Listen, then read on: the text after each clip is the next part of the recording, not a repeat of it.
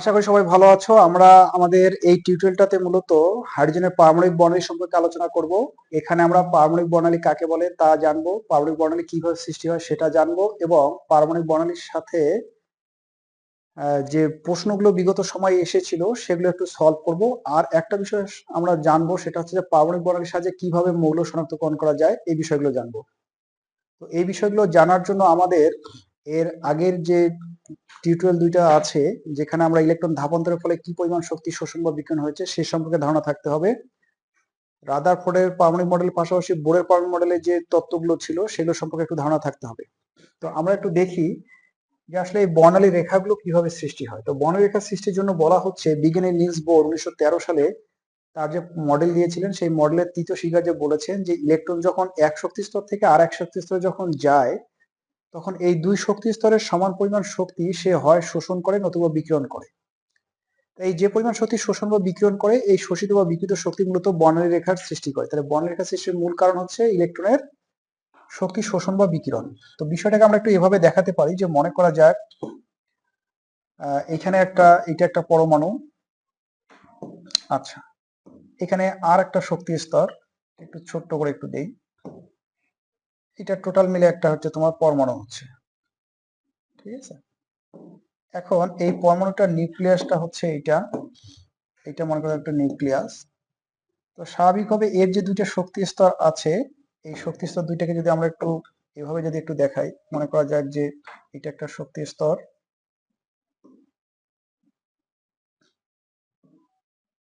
এটা একটা শক্তি স্তর, এবং এটা আর একটা শক্তি স্তর, ঠিক আছে। তো এই শক্তি স্তরটার শক্তিকে যদি আমরা বলি যে এটা হচ্ছে আমাদের E1, আর এইটা শক্তি স্তরটার শক্তি আমরা ধরি যদি E2, তাহলে আমরা জানি যে ইলেকট্রন যখন নিম্ন শক্তি স্তর থেকে যখন উচ্চ শক্তি স্তরে যায়, তখন শক্তির কি হয়? তখন শক্তি শোষণ করে, শক্তি শোষণ করে। কারণ শক্তি শোষণ করতে না পারলে নিম্ন শক্তি স্তর থেকে উচ্চ শক্তি স্তরে যেতে পারবে না।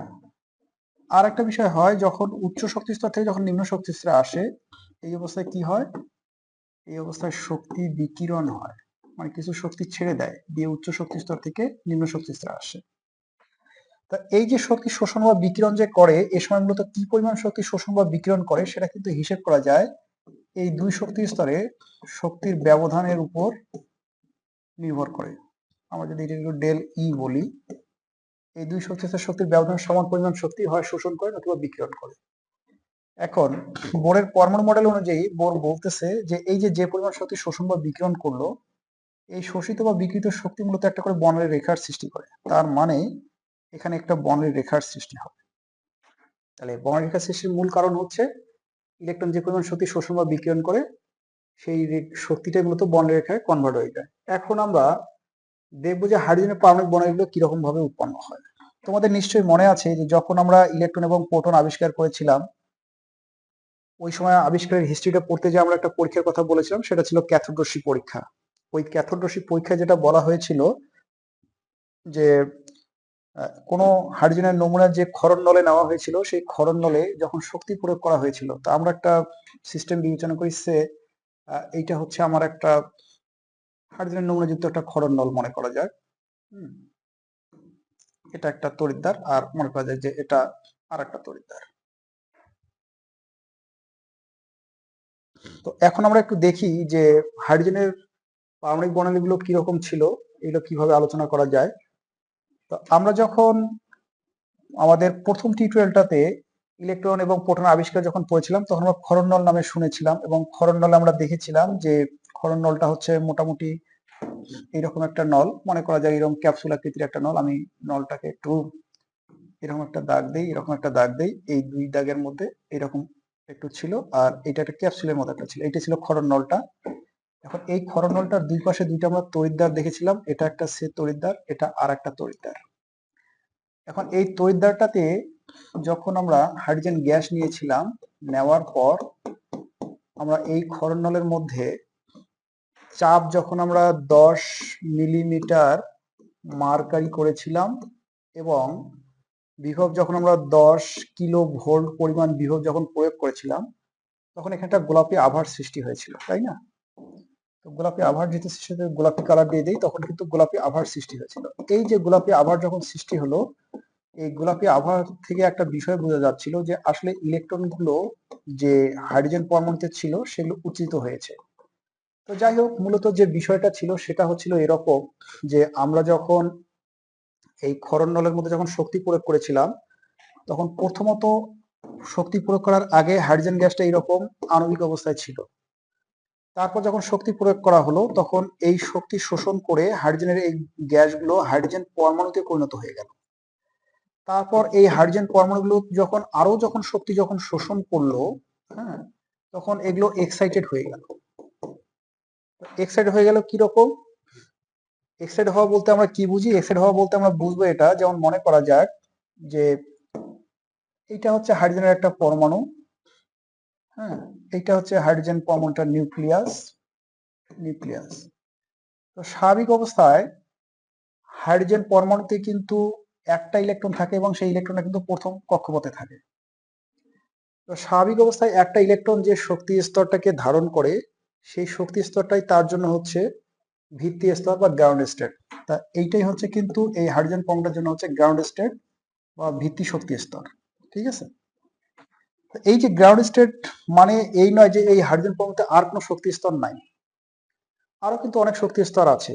মূলত আমরা যদি একটু দেখি, আর কিছু শক্তি স্তর একটু দেখানো যায়। মনে করা যায় যে এটা একটা শক্তি স্তর, বা এটা আর একটা শক্তি স্তর, বা মনে করা যায় এটা আর একটা শক্তি স্তর।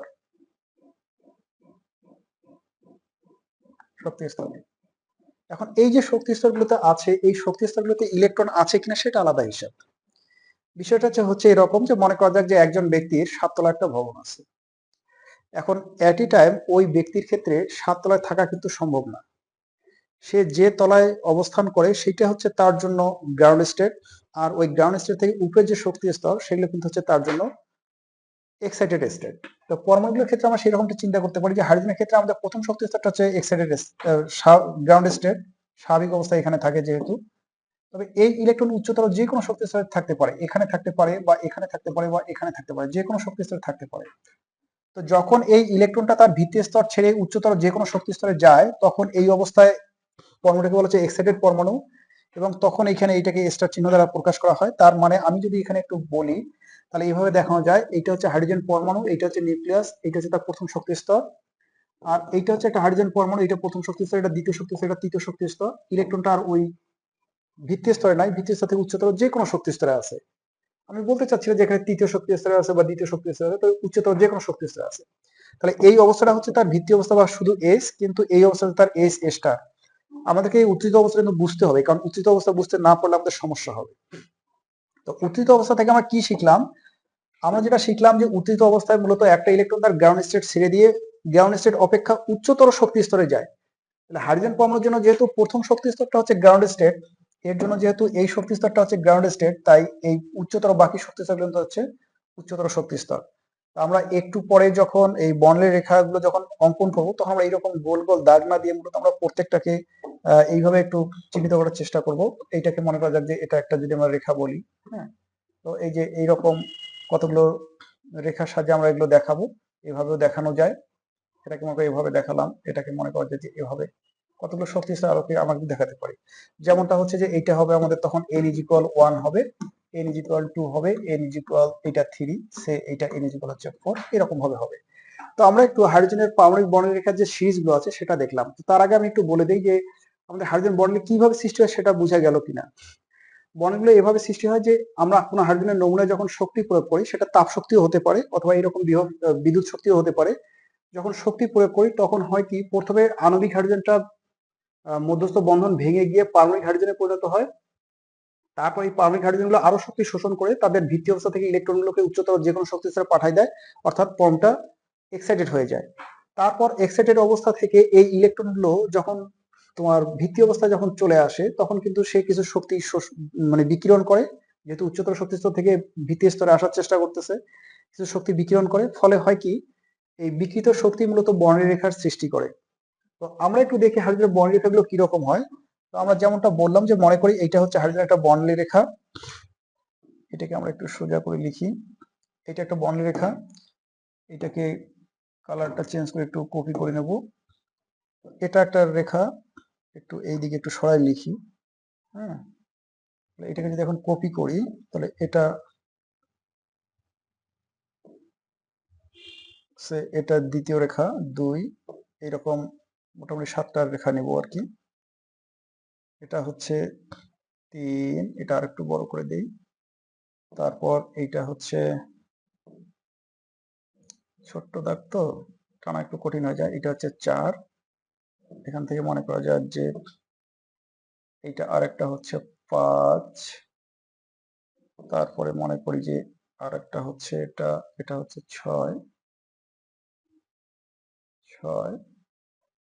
তারপরে আর একটা বিবেচনা করি, এইটা হচ্ছে 7, এবং ফাইনালি আর একটা বিবেচনা করি, মনে করি যে এটা হচ্ছে অসীমতম, এটা হচ্ছে অসীমতম।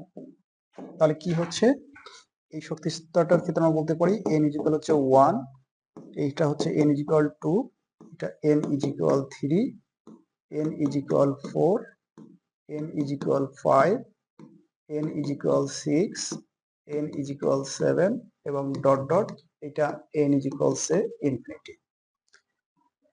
তাহলে এই যে এগুলো হচ্ছে হাইড্রোজেনের কতগুলো শক্তি স্তরকে আমরা লিখেছি। এখন আমরা যখন বিভিন্ন শক্তি স্তরের শক্তির রাশিগুলো প্রতিষ্ঠা করেছিলাম তখন আমরা দেখেছিলাম যে এইরকম যে কোনো একটা শক্তি স্তরের ক্ষেত্রে, এটা অসীম বলে কথা না, যে কোনো একটা শক্তি স্তরের ক্ষেত্রে শক্তির যে রাশিমালা ছিল সেটা ছিল En ইকুয়াল ছিল মাইনাস, হাইড্রোজেন পরমাণুর জন্য এটাকে 1/n² করে লেখা যায়, আর এর সাথে লেখা হয়েছিল যে 2.17 ইন্টু 10⁻⁻18 জুল।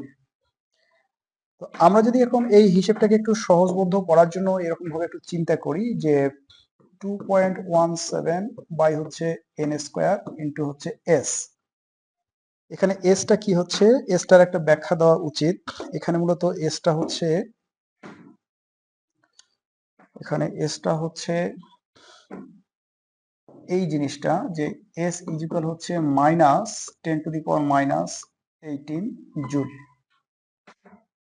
তাহলে আমরা এই শক্তি স্তরটার শক্তি যেটা হিসেব করতে পারবো সেটা হচ্ছে যে আমরা যদি 2.17 কে n² দ্বারা ভাগ করি, যেহেতু n এর মান হচ্ছে 1, তাহলে এখানে এই মানটা পাবো 2.17 s, এটা হবে একইভাবে 0.54 s।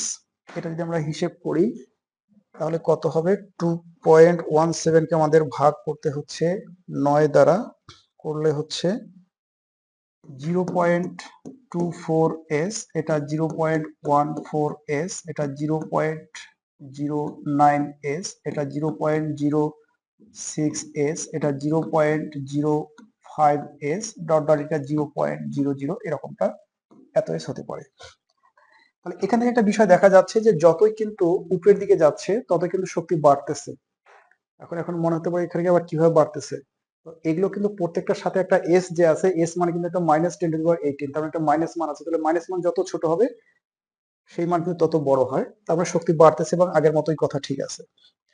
এখন এই যে শক্তি বাড়লো এখানে কতগুলো ঘটনা ঘটতে পারে, সেটা হচ্ছে যে আমরা বলেছিলাম যে হাইড্রোজেন পরমাণুর ক্ষেত্রে ইলেকট্রনটা কি হয়, তার ভিত্তি অবস্থা ছেড়ে উচ্চতর যে কোনো শক্তি স্তরে যেতে পারে। তাহলে হাইড্রোজেনের ক্ষেত্রে ভিত্তি অবস্থা কোনটা, হাইড্রোজেনের ক্ষেত্রে ভিত্তি অবস্থা হচ্ছে কিন্তু এইটা। হাইড্রোজেনের ক্ষেত্রে গ্রাউন্ড স্টেট হচ্ছে n ইকুয়াল 1 হচ্ছে গ্রাউন্ড স্টেট, তার মানে সেই গ্রাউন্ড স্টেট ছেড়ে উচ্চতর যে কোনো শক্তি স্তরে গিয়েছিল ইলেকট্রনটা যখন এক্সাইটেড হয়েছিল, আর এগুলো সবগুলো হচ্ছে তার এক্সাইটেড স্টেট, এক্সাইটেড স্টেট। তো উচ্চতর যে কোনো শক্তি স্তর থেকে এখন ইলেকট্রনটা যদি মনে করা যায় যে দ্বিতীয় শক্তি স্তর থেকে প্রথম শক্তি স্তরে আসলো, তাহলে আমরা একটা বর্ণের রেখা পাবো। আবার যদি এরকমটা হয় যে মনে করা যাক যে তৃতীয় শক্তি স্তর থেকে আমাদের এখানে দ্বিতীয় শক্তি স্তরে আসলো, অথবা যদি চতুর্থ শক্তি স্তর থেকে যদি আমাদের প্রথম শক্তি স্তরে আসে, অথবা পঞ্চম শক্তি স্তর থেকে যদি আমাদের প্রথম শক্তি স্তরে আসে, একইভাবে যদি ধরা যাক যে অসীমতম শক্তি স্তর থেকে যদি আমাদের প্রথম শক্তি স্তরে আসে, তাহলে আমরা এখানে অনেকগুলো কিন্তু বর্ণের রেখা পাচ্ছি। একটা বিষয় লক্ষ্য করা যাচ্ছে সেটা হচ্ছে এরকম যে এই যে ইলেকট্রন উচ্চতর বিভিন্ন শক্তি স্তর থেকে যখন প্রথম শক্তি স্তরে যখন আসতেছে তখন কিন্তু আমরা এখানে কতগুলো রেখা পাচ্ছি বা রেখা শীষ পাচ্ছি, এগুলোকে আমরা বলছি যে Lyman series. Lyman series Lyman series তাহলে কখন উৎপন্ন হচ্ছে? উচ্চতর যে কোনো শক্তি স্তর থেকে ইলেকট্রন যখন প্রথম শক্তি স্তরে আসতেছে তখন যে আমরা রেখা সিরিজটা পাচ্ছি সেটাকে বলা হচ্ছে লেম্যান সিরিজ। আচ্ছা, এখন ইলেকট্রন যে উচ্চতর শক্তি স্তর থেকে ডিরেক্ট যে প্রথম শক্তি স্তরে আসবে এমনটা নাও হতে পারে। এমনটা হতে পারে যে উচ্চতর বিভিন্ন শক্তি স্তর থেকে আগে তার চেয়ে কম শক্তি স্তরে এসে আগে কিছুক্ষণ রেস্ট নিয়ে তারপর আবার সেখান থেকে আবার প্রথম শক্তি স্তরে আসতে পারে। তো এ সময় যদি এরকমটা হয়, মনে করা যাক যে তৃতীয় শক্তি স্তর থেকে একটা তৃতীয় শক্তি স্তরে আসলো, অথবা যদি এরকমটা হয় যে মনে করো যে চতুর্থ শক্তি স্তর থেকে দ্বিতীয় শক্তি স্তরে আসলো, অথবা যদি এরকমটা হয় যে পঞ্চম শক্তি স্তর থেকে দ্বিতীয় শক্তি স্তরে আসলো, অথবা যদি এরকমটা হয় যে ষষ্ঠ শক্তি স্তর থেকে দ্বিতীয় শক্তি স্তরে আসলো, কিংবা অসীম শক্তি স্তর থেকেও যদি দ্বিতীয় শক্তি স্তরে আসে, তাহলে একটা বিষয় দেখা যাচ্ছে যে এখানে আর একটা সিরিজ পাওয়া যাচ্ছে, এটাকে বলা হচ্ছে বামার সিরিজ। Balmer series. তাহলে বামার সিরিজের জন্য কি হচ্ছে? বামার সিরিজের জন্য আমরা দেখছি যে ইলেকট্রন উচ্চতর যে কোনো শক্তি স্তর থেকে দ্বিতীয় শক্তি স্তরে আসতেছে। একইভাবে ইলেকট্রন চতুর্থ থেকে তৃতীয় শক্তি স্তরে আসতে পারে, তারপরে পঞ্চম থেকে তৃতীয় শক্তি স্তরে আসতে পারে, বা ষষ্ঠ থেকে তৃতীয় শক্তি স্তরে আসতে পারে, বা সপ্তম থেকে তৃতীয় শক্তি স্তরে আসতে পারে। এইভাবে বিভিন্ন শক্তি স্তর থেকে তৃতীয় শক্তি স্তরে আসতে পারে। তাহলে তৃতীয় শক্তি স্তর যখন আসবে তখন আমরা বলবো যে সিরিজটা পাবো সেটা হচ্ছে আমাদের প্যাসচেন সিরিজ। প্যাসচেন সিরিজ আমি এগুলো আর একটু গুছাই বলবো, আপাতত একটু লিখি প্যাসচেন সিরিজ। তারপর ইলেকট্রন যদি উচ্চতর যে কোনো শক্তি স্তর থেকে যদি চতুর্থ শক্তি স্তরে আসে, হ্যাঁ, কালারটা একটু চেঞ্জ করে নেই, মনে করা যাক যে যদিও অন্য কালার, আচ্ছা এটাই নেই, এরকমটা যদি হয়, তারপর যদি মনে করা যাক যে তারপরে শক্তি স্তর থেকে আসলো, বা এইটার কালারটা এখানে একটু চেঞ্জ করে নেই, এটাকে আমরা একটু সরাই নিলাম। আর যদি সপ্তম শক্তি স্তর থেকে যদি চতুর্থ শক্তি স্তরে আসে, বা অসীমতম শক্তি স্তর থেকে যদি চতুর্থ শক্তি স্তরে আসে, তাহলে এখানে আমরা আর একটা সিরিজ পাবো। এই সিরিজটাকে আমরা বলবো ব্র্যাকেট সিরিজ। এটা হচ্ছে আমাদের ব্র্যাকেট সিরিজ। ঠিক আছে? এভাবে যদি ইলেকট্রন যদি মনে করা যায় যে ষষ্ঠ থেকে যদি পঞ্চম শক্তি স্তরে আসে, হ্যাঁ, তাহলে একটা সিরিজ পাওয়া যাবে। মনে করা যাক যে এখান থেকে আসলো, সপ্তম থেকে আসলো পঞ্চমে, বা অসীম থেকেও যদি পঞ্চমে আসে, তাহলে আর একটা সিরিজ পাবো। এই সিরিজটার নাম হচ্ছে ফুন সিরিজ। এটা হচ্ছে ফুন সিরিজ বা ফান সিরিজ। আর উচ্চতর যে কোনো শক্তি স্তর থেকে ইলেকট্রন যখন এই শক্তি স্তরে আসবে, অর্থাৎ তোমার মনে করো যে এটা একটু বাঁকা হয়ে গেছে বেশ, বা অসীমতম শক্তি স্তর থেকে আসার পর যদি মনে হয় যে এখান থেকেও যদি আসে, তাহলে আমরা আরেকটা সিরিজ পাবো, সেটাকে বলা হচ্ছে হ্যামফ্রিস সিরিজ। কালারটা একটু চেঞ্জ করে লিখে, এটা হচ্ছে হ্যামফ্রিস সিরিজ। হ্যামফ্রিস হ্যামফ্রিস সিরিজ। তাহলে একটা সিরিজ কেমন হবে সেটা নির্ভর করতেছে যে ইলেকট্রনগুলো আসলে কোথায় থেকে আসতেছে তার উপর ভিত্তি করে না, মূলত ইলেকট্রনটা কোথায় এসে থামছে তার উপর ভিত্তি করে সিরিজটা নির্ধারিত হচ্ছে। এক্ষেত্রে যদি উচ্চতর যে কোনো শক্তি স্তর থেকে প্রথম শক্তি স্তরে আসে তাহলে লেম্যান সিরিজ, দ্বিতীয় শক্তি স্তরে বামার সিরিজ, তৃতীয়তে আসলে Paschen series, Brackett series, Pfund series, Humphreys series এইভাবে পাওয়া যাচ্ছে। তো এই জন্য আমরা যে বিষয়টা মাথায় রাখবো এখানে, সেটা হচ্ছে আমরা এইভাবে একটা কথা বলবো, সেটা হচ্ছে যে L B P B F H, এই জিনিসটা মাথায় রাখবো। এখন এইটা কি জিনিস, এইটা একটু বুঝায় বলি। সেটা হচ্ছে যে N1 ইজ ইকুয়াল, আমরা কিন্তু N1 কিন্তু জানি, বা যেটাকে আমরা N লোয়ার বলেছিলাম, এটাকে N লোয়ারও যদি বলি, তাহলে N লোয়ার ইজ ইকুয়াল যদি এরকম হয়, এটাকে একটু এভাবে লিখি, N লোয়ার ইজ ইকুয়াল যদি 1 হয় তাহলে আমরা পাবো লেমন সিরিজ, যদি 2 হয় তাহলে বামার সিরিজ, 3 হলে হচ্ছে প্যাসচেন সিরিজ, 3 হলে প্যাসচেন সিরিজ, 3, 4, 5, 6 হলে যথাক্রমে Lyman series, Balmer series, Paschen series, Brackett series, Pfund series এবং হচ্ছে হ্যামফ্রিস সিরিজ। তাহলে আমাদের সিরিজটা নির্বাচিত হচ্ছে কিন্তু NL এর উপর ভিত্তি করে, এই জন্য আমরা NL কত সেটা আমরা খেয়াল রাখবো। প্রশ্ন কিন্তু বহুবার এমসিকিউ হিসেবে আসছিল যে একটা ইলেকট্রন উচ্চতর যে কোনো শক্তি স্তর থেকে যদি চতুর্থ শক্তি স্তরে আসে তাহলে নিচের কোন সিরিজটি পাওয়া যায়। চতুর্থ শক্তি স্তরে আসলে পাওয়া যায় ব্র্যাকেট সিরিজ। ও এখানে দুইটা বি আছে, এই বি দুইটার মধ্যে ধরা যাক আমরা যখন বামার লিখি তখন বি এ লিখতে হয়, আর যখন ব্র্যাকেট লিখি তখন বি আর লিখতে হয়। তো যেহেতু আর এর আগে যেহেতু এ, তাই আমরা মনে করবো যে এই বি এ অর্থাৎ প্রথম বিটা হচ্ছে বামারের আর পরের বিটা হচ্ছে ব্র্যাকেটের। ঠিক আছে, এটা একটা বিষয়। এখন এইখানে আমাদের কিছু কাজ আছে, কাজটার মধ্যে যদি আমরা একটা হিসেব নিকেশ যদি করতে চাই, যেমনটা মনে করা যায় যে আমরা এই রেখাটার একটা তরঙ্গদৈর্ঘ্যের মান নির্ণয় করতে চাই, তাহলে নিশ্চয়ই আমরা কিন্তু পারবো, কারণ এই রেখাটার ক্ষেত্রে যেটা হচ্ছে সেটা হচ্ছে যে ইলেকট্রন দ্বিতীয় শক্তি স্তর থেকে প্রথম শক্তি স্তরে এসেছে। তো ইলেকট্রন যদি দ্বিতীয় শক্তি স্তর থেকে যদি প্রথম শক্তি স্তরে আসে তাহলে সেই শক্তি স্তরের মান কিরকম হয় আমরা একটু দেখি। যেমনটা মনে করো যে এখানে কি হচ্ছে যে দ্বিতীয় থেকে ইলেকট্রন প্রথমে আসছে, তো আমরা লিখেছিলাম ওই সময় যে তরঙ্গদৈর্ঘ্যের মানটা হচ্ছে এরকম যে উপরে হচ্ছে শক্তি স্তর দ্বয়ের গুণফল, তার মানে হচ্ছে 2 এর উপরে স্কয়ার হলে 2 আর ইনটু 1 এর উপরে স্কয়ার হচ্ছে 1, আর নিচে আর এস মানটা হচ্ছে 10 9 6 7 8 00 ছিল। আর কি ছিল, আর হচ্ছে যে এখানে 2 2 4 থেকে 1 বাদ দিলে হচ্ছে এখানে 3 হচ্ছে, তাই না? আমরা কিন্তু এই তরঙ্গদৈর্ঘ্যের হিসেবটা কিন্তু আমাদের ইলেকট্রন ট্রান্সপোর্ট জাস্ট এর আগের যে টিউটোরিয়ালটা আছে সেখানে আমরা দেখেছিলাম, যদি ওটা তোমরা দেখে না থাকো তাহলে একটু ওখান থেকে একটু দেখে নাও। তাহলে এই রেখাটার তরঙ্গদৈর্ঘ্যের মানটা কত হচ্ছে, মানটা হচ্ছে আমরা 4 কে যদি ভাগ করি, ভাগ করব কত দিয়ে 10 9 6 7 8 00 গুণন হচ্ছে 3 দ্বারা, তাহলে কত হচ্ছে, তাহলে আমরা পাচ্ছি 121 ন্যানোমিটার, 121 ন্যানোমিটার পাচ্ছি। একইভাবে আমরা যদি আর একটা যদি হিসেব করি, মনে করা যাক যে এই দ্বিতীয় রেখাটা বা আমরা এই অসীম থেকে যে রেখাটা আসছে এখানে সেইটা যদি হিসেব করি, হ্যাঁ অসীম থেকে আসা এই রেখাটার যদি আমরা এখন তরঙ্গদৈর্ঘ্য হিসেব করি তাহলে কত হয় আমরা দেখি। এটা আমরা দেখলাম, এটা হচ্ছে 121 ন্যানোমিটার, এটা হচ্ছে 121 ন্যানোমিটার। তো আমরা একটু পরের পাতাতে আবার চলে যাই। এবারে আমরা যে হিসেবটা করব সেটা হচ্ছে যে ল্যামডার মানটা আমরা হিসেব করব যখন ইনফিনিটি থেকে প্রথম শক্তি স্তরে এসেছিল। তাহলে সেই ক্ষেত্রে আমাদের মানটা হচ্ছে ইনফিনিটির উপর স্কোয়ার করলে অ্যাকচুয়ালি এটা ইনফিনিটি হয়, তো এখানে একটু সমস্যা আছে।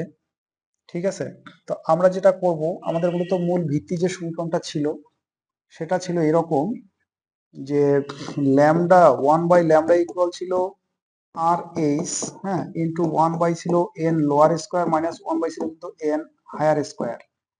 তো সেক্ষেত্রে যেটা হচ্ছে যে হায়ার যদি ইনফিনিটি হয় তাহলে আমরা এই টার্মটা টোটালটাই বাদ দিতে পারি। তাহলে এই টার্মটা যদি আমরা টোটালটাই বাদ দিই, এই টার্মটাকে যদি আমরা টোটালটাকে যদি আমরা যদি বাদ দিয়ে দিই তাহলে আমরা জাস্ট কি করতে পারি, আর এস কে যদি এন লোয়ার স্কোয়ার দ্বারা যদি ভাগ করি তাহলে কিন্তু হচ্ছে, তার মানে হচ্ছে যে অসীম থেকে যখন ইলেকট্রন যখন প্রথম শক্তি স্তরে আসবে তখন আমরা যেটা কাজ করতে পারবো যে আমাদের যে এখানে যে 10 9 6 7 8 আর এস এর যে মানটা, এই মানটাকে জাস্ট আমরা একটু এভাবে লিখতে পারবো যে ল্যামডা ইকুয়াল আমরা লিখতে পারবো যে 1 বাই হচ্ছে আর এস, তারপরে শুধু আর এস থাকে, বাকিগুলো থাকে না। তাহলে আশা করি যে এই বিষয়টা তোমরা বুঝতে পারছো। তাহলে এখানে কি হচ্ছে, এখানে 1 টার্ম কি হচ্ছে 10 9 6 7 8 00 দ্বারা আমরা ভাগ করছি। ভাগ যদি করি এখন তাহলে মানটা কত আসতেছে, মানটা আসতেছে 1 ভাগ হচ্ছে 10 9 6 7 8 00, তার মানে হচ্ছে 91 ন্যানোমিটার। এটা আসতেছে 91 ন্যানোমিটার আসতেছে। তাহলে এই যে আমরা এই মানটা যে পাচ্ছি এখানে, এই মানটা হচ্ছে 91 ন্যানোমিটার, এটা হচ্ছে 91.1 আর কি 17 এত ন্যানোমিটার, তো মোটামুটি 91 ন্যানোমিটার ধরা যায়। তার মানে হচ্ছে যে লাইম্যান সিরিজের যে রেখাগুলো পাওয়া যায় সেই রেখাগুলোর সর্বোচ্চ তরঙ্গদৈর্ঘ্যের মান হচ্ছে 121 ন্যানোমিটার, আর সবচেয়ে বেশি তরঙ্গদৈর্ঘ্যের মানটা হচ্ছে 91 ন্যানোমিটার। তাহলে বাকি রেখাগুলোর ক্ষেত্রে তরঙ্গদৈর্ঘ্যের মান কিন্তু এই দুইটার মাঝখানে কিন্তু থাকবে, 91 থেকে 121 ন্যানোমিটার মধ্যে কিন্তু থাকবে। ঠিক আছে, তো আশা করা যায় যে তোমরা এই জিনিসটা বুঝেছো। এই জিনিসটা কিভাবে এইটা হলো আমি এটা একটু মুছে দিতে চাচ্ছি। আচ্ছা, তারপর যদি এখন আমরা দেখি যে আমাদের এই দুইটার রেখার মাঝখানে অর্থাৎ 2 থেকে 1 আসা কিংবা অসীম থেকে 1 এ আসা, এই দুইটার মাঝখানে যে কোনো একটা রেখা যদি কল্পনা করি, সে আমরা যদি এই রেখাটার কথা যদি বিবেচনা করি, মনে করা যাক যে এই রেখাটা, তাহলে এটা কত নম্বর, এইটাকে বলা হচ্ছে আলফা রেখা, এটা হচ্ছে বিটা, এটা হচ্ছে গামা। গামা রেখা মানে 3 নম্বর রেখাটা, 3 নম্বর রেখা কোথা থেকে আসে, 4 নম্বর থেকে 1 নম্বরে আসছে। তাহলে এক্ষেত্রে এর তরঙ্গদৈর্ঘ্যের মানটা কত হচ্ছে, 4 থেকে যদি 1 এ আসে তাহলে সেক্ষেত্রে মানটা হচ্ছে 4 এর উপর স্কয়ার করলে হচ্ছে 16, আর নিচে আরএস এর মান হচ্ছে 10 9 6 7 8 00 আর 16 থেকে 1 বাদ দিলে হচ্ছে মূলত 17।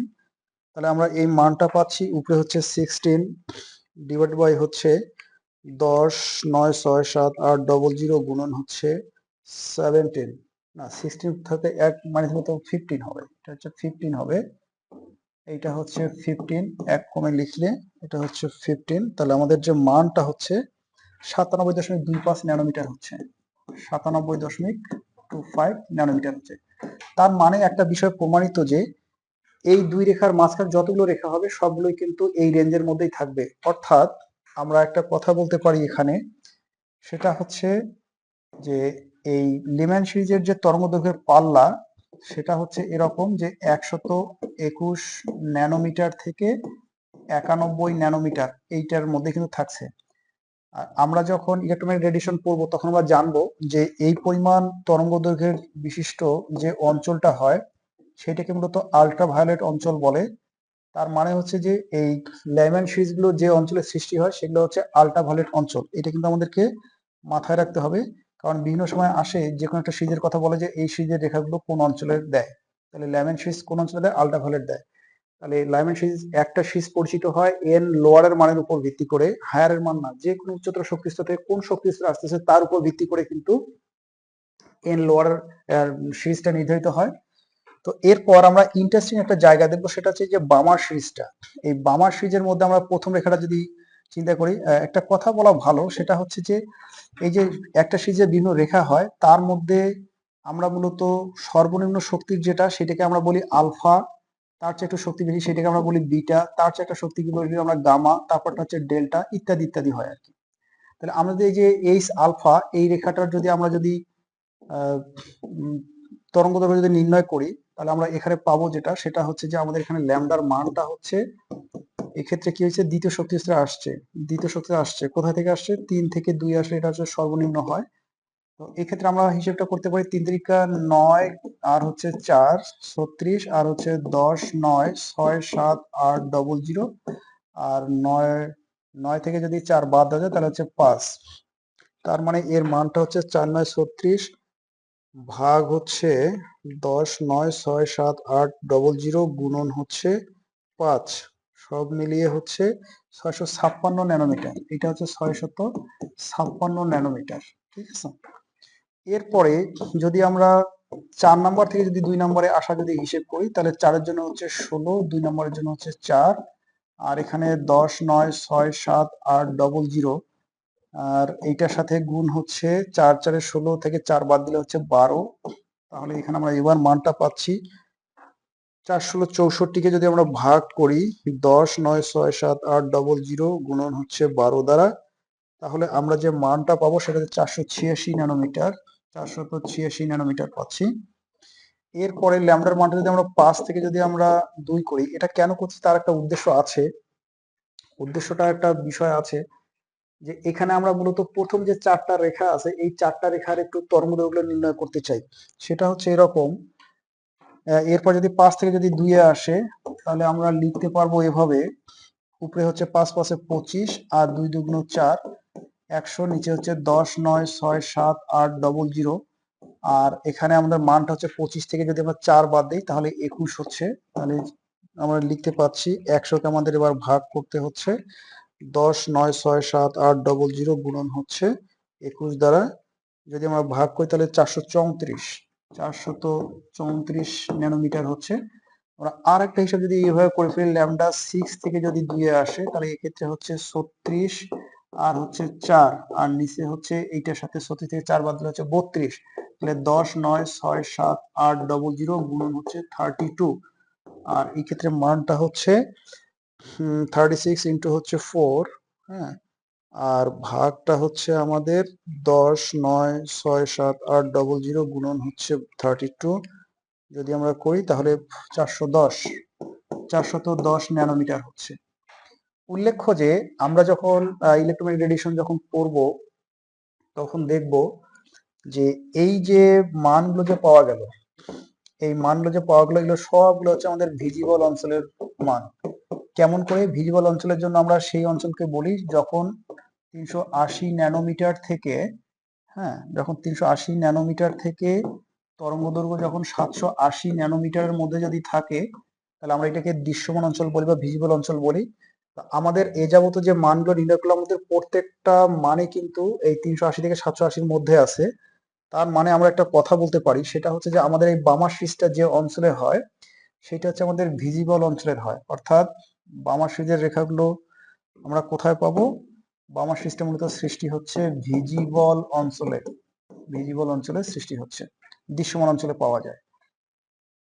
এছাড়া আমরা আর একটা বিষয় যদি খেয়াল করি তাহলে দেখবো যে এখানে আর একটা কথা বলা যায়। এখানে যে তরঙ্গদৈর্ঘ্যের মানগুলো দেওয়া আছে সেই অনুযায়ী একটা কথা যদি বলি তাহলে বলা যায় যে এইটা হচ্ছে মূলত লাল আলোর তরঙ্গদৈর্ঘ্য, এটা হচ্ছে লাল আলোর তরঙ্গদৈর্ঘ্য। আর এইটার কথা যদি বলি তাহলে এইটা হচ্ছে এই আমি যে কালার দিয়ে লিখতেছি আসমানি কালার, এই আসমানি কালারের মতো, মানে না সবুজ না নীল, সবুজ ও নীলের একটা একদম সবুজের কাছাকাছি তবে নীলের শেষ প্রান্তের দিকে। আর যখন এরকমটা হচ্ছে তখন মোটামুটি নীল কালারের হচ্ছে, এটা হচ্ছে নীল কালার, যেটাকে আমরা ইন্ডিগো বলি। আর সবচেয়ে এইটা সর্বশেষ যে 410 ন্যানোমিটার হয় তখন এটা হচ্ছে মূলত বেগুনি রঙের হয়। তার মানে হচ্ছে যে হাইড্রোজেনের পারমাণবিক বর্ণালীতে যে রেখাগুলো পাই তার মধ্যে প্রথম রেখাটা হচ্ছে রেড, তারপরটা হচ্ছে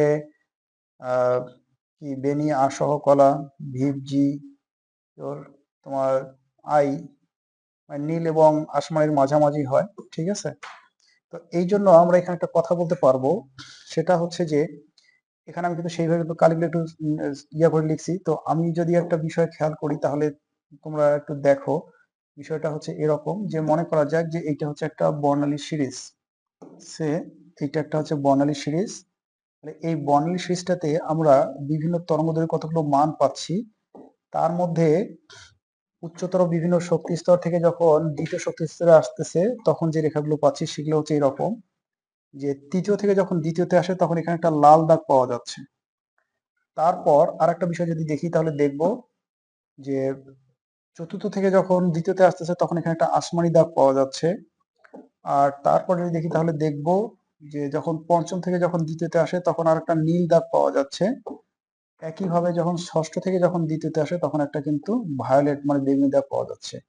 তার মানে হচ্ছে যে এই হাইড্রোজেনের পারমাণবিক বর্ণালীতে দৃশ্যমান অঞ্চলে যে রেখাগুলো পাওয়া যায় সেগুলোর বর্ণের প্যাটার্নটা হচ্ছে প্রথমে একটা রেড, তারপর মোটামুটি সে গ্রিন, তারপর হচ্ছে ইন্ডিগো, আর তারপরে হচ্ছে ভায়োলেট। ঠিক আছে, বা ব্লু এবং ভায়োলেট এইভাবে বলা যায়। এটাকে জি না লিখে অনেকটা এই ব্লু লেখাই ভালো হয়। আচ্ছা, জিও লেখা যায়, জি এর অনেক কাছাকাছি আর কি। তো যদি আমরা এই যে বর্ণরেখাগুলোর যে প্যাটার্নটা পাচ্ছি, এই বর্ণরেখার প্যাটার্নটা দেখে কিন্তু আমরা কিন্তু এরপরে কিন্তু যখন মৌলগুলো যখন শনাক্ত করবো তখন কিন্তু পারবো। তো আমাদেরকে সেটা এখানে জানতে হবে না, আমরা এখানে যেটা জানবো সেটা হচ্ছে যে এক্সাইটেড অবস্থা বলতে আমরা কি বুঝি। এক্সাইটেড অবস্থা বলতে বোঝায় যে একটা ইলেকট্রন যখন তার ভিত্তি স্তর ছেড়ে উচ্চতর যে কোনো শক্তি স্তরে যায় তখন ওই মৌলটা এক্সাইটেড অবস্থায় আছে বলে বিবেচনা করা হয়। এটা এমনও হতে পারে 2s থেকে যদি 2px এও যায়, এটাও কিন্তু এক্সাইটেড অবস্থায় যাওয়া।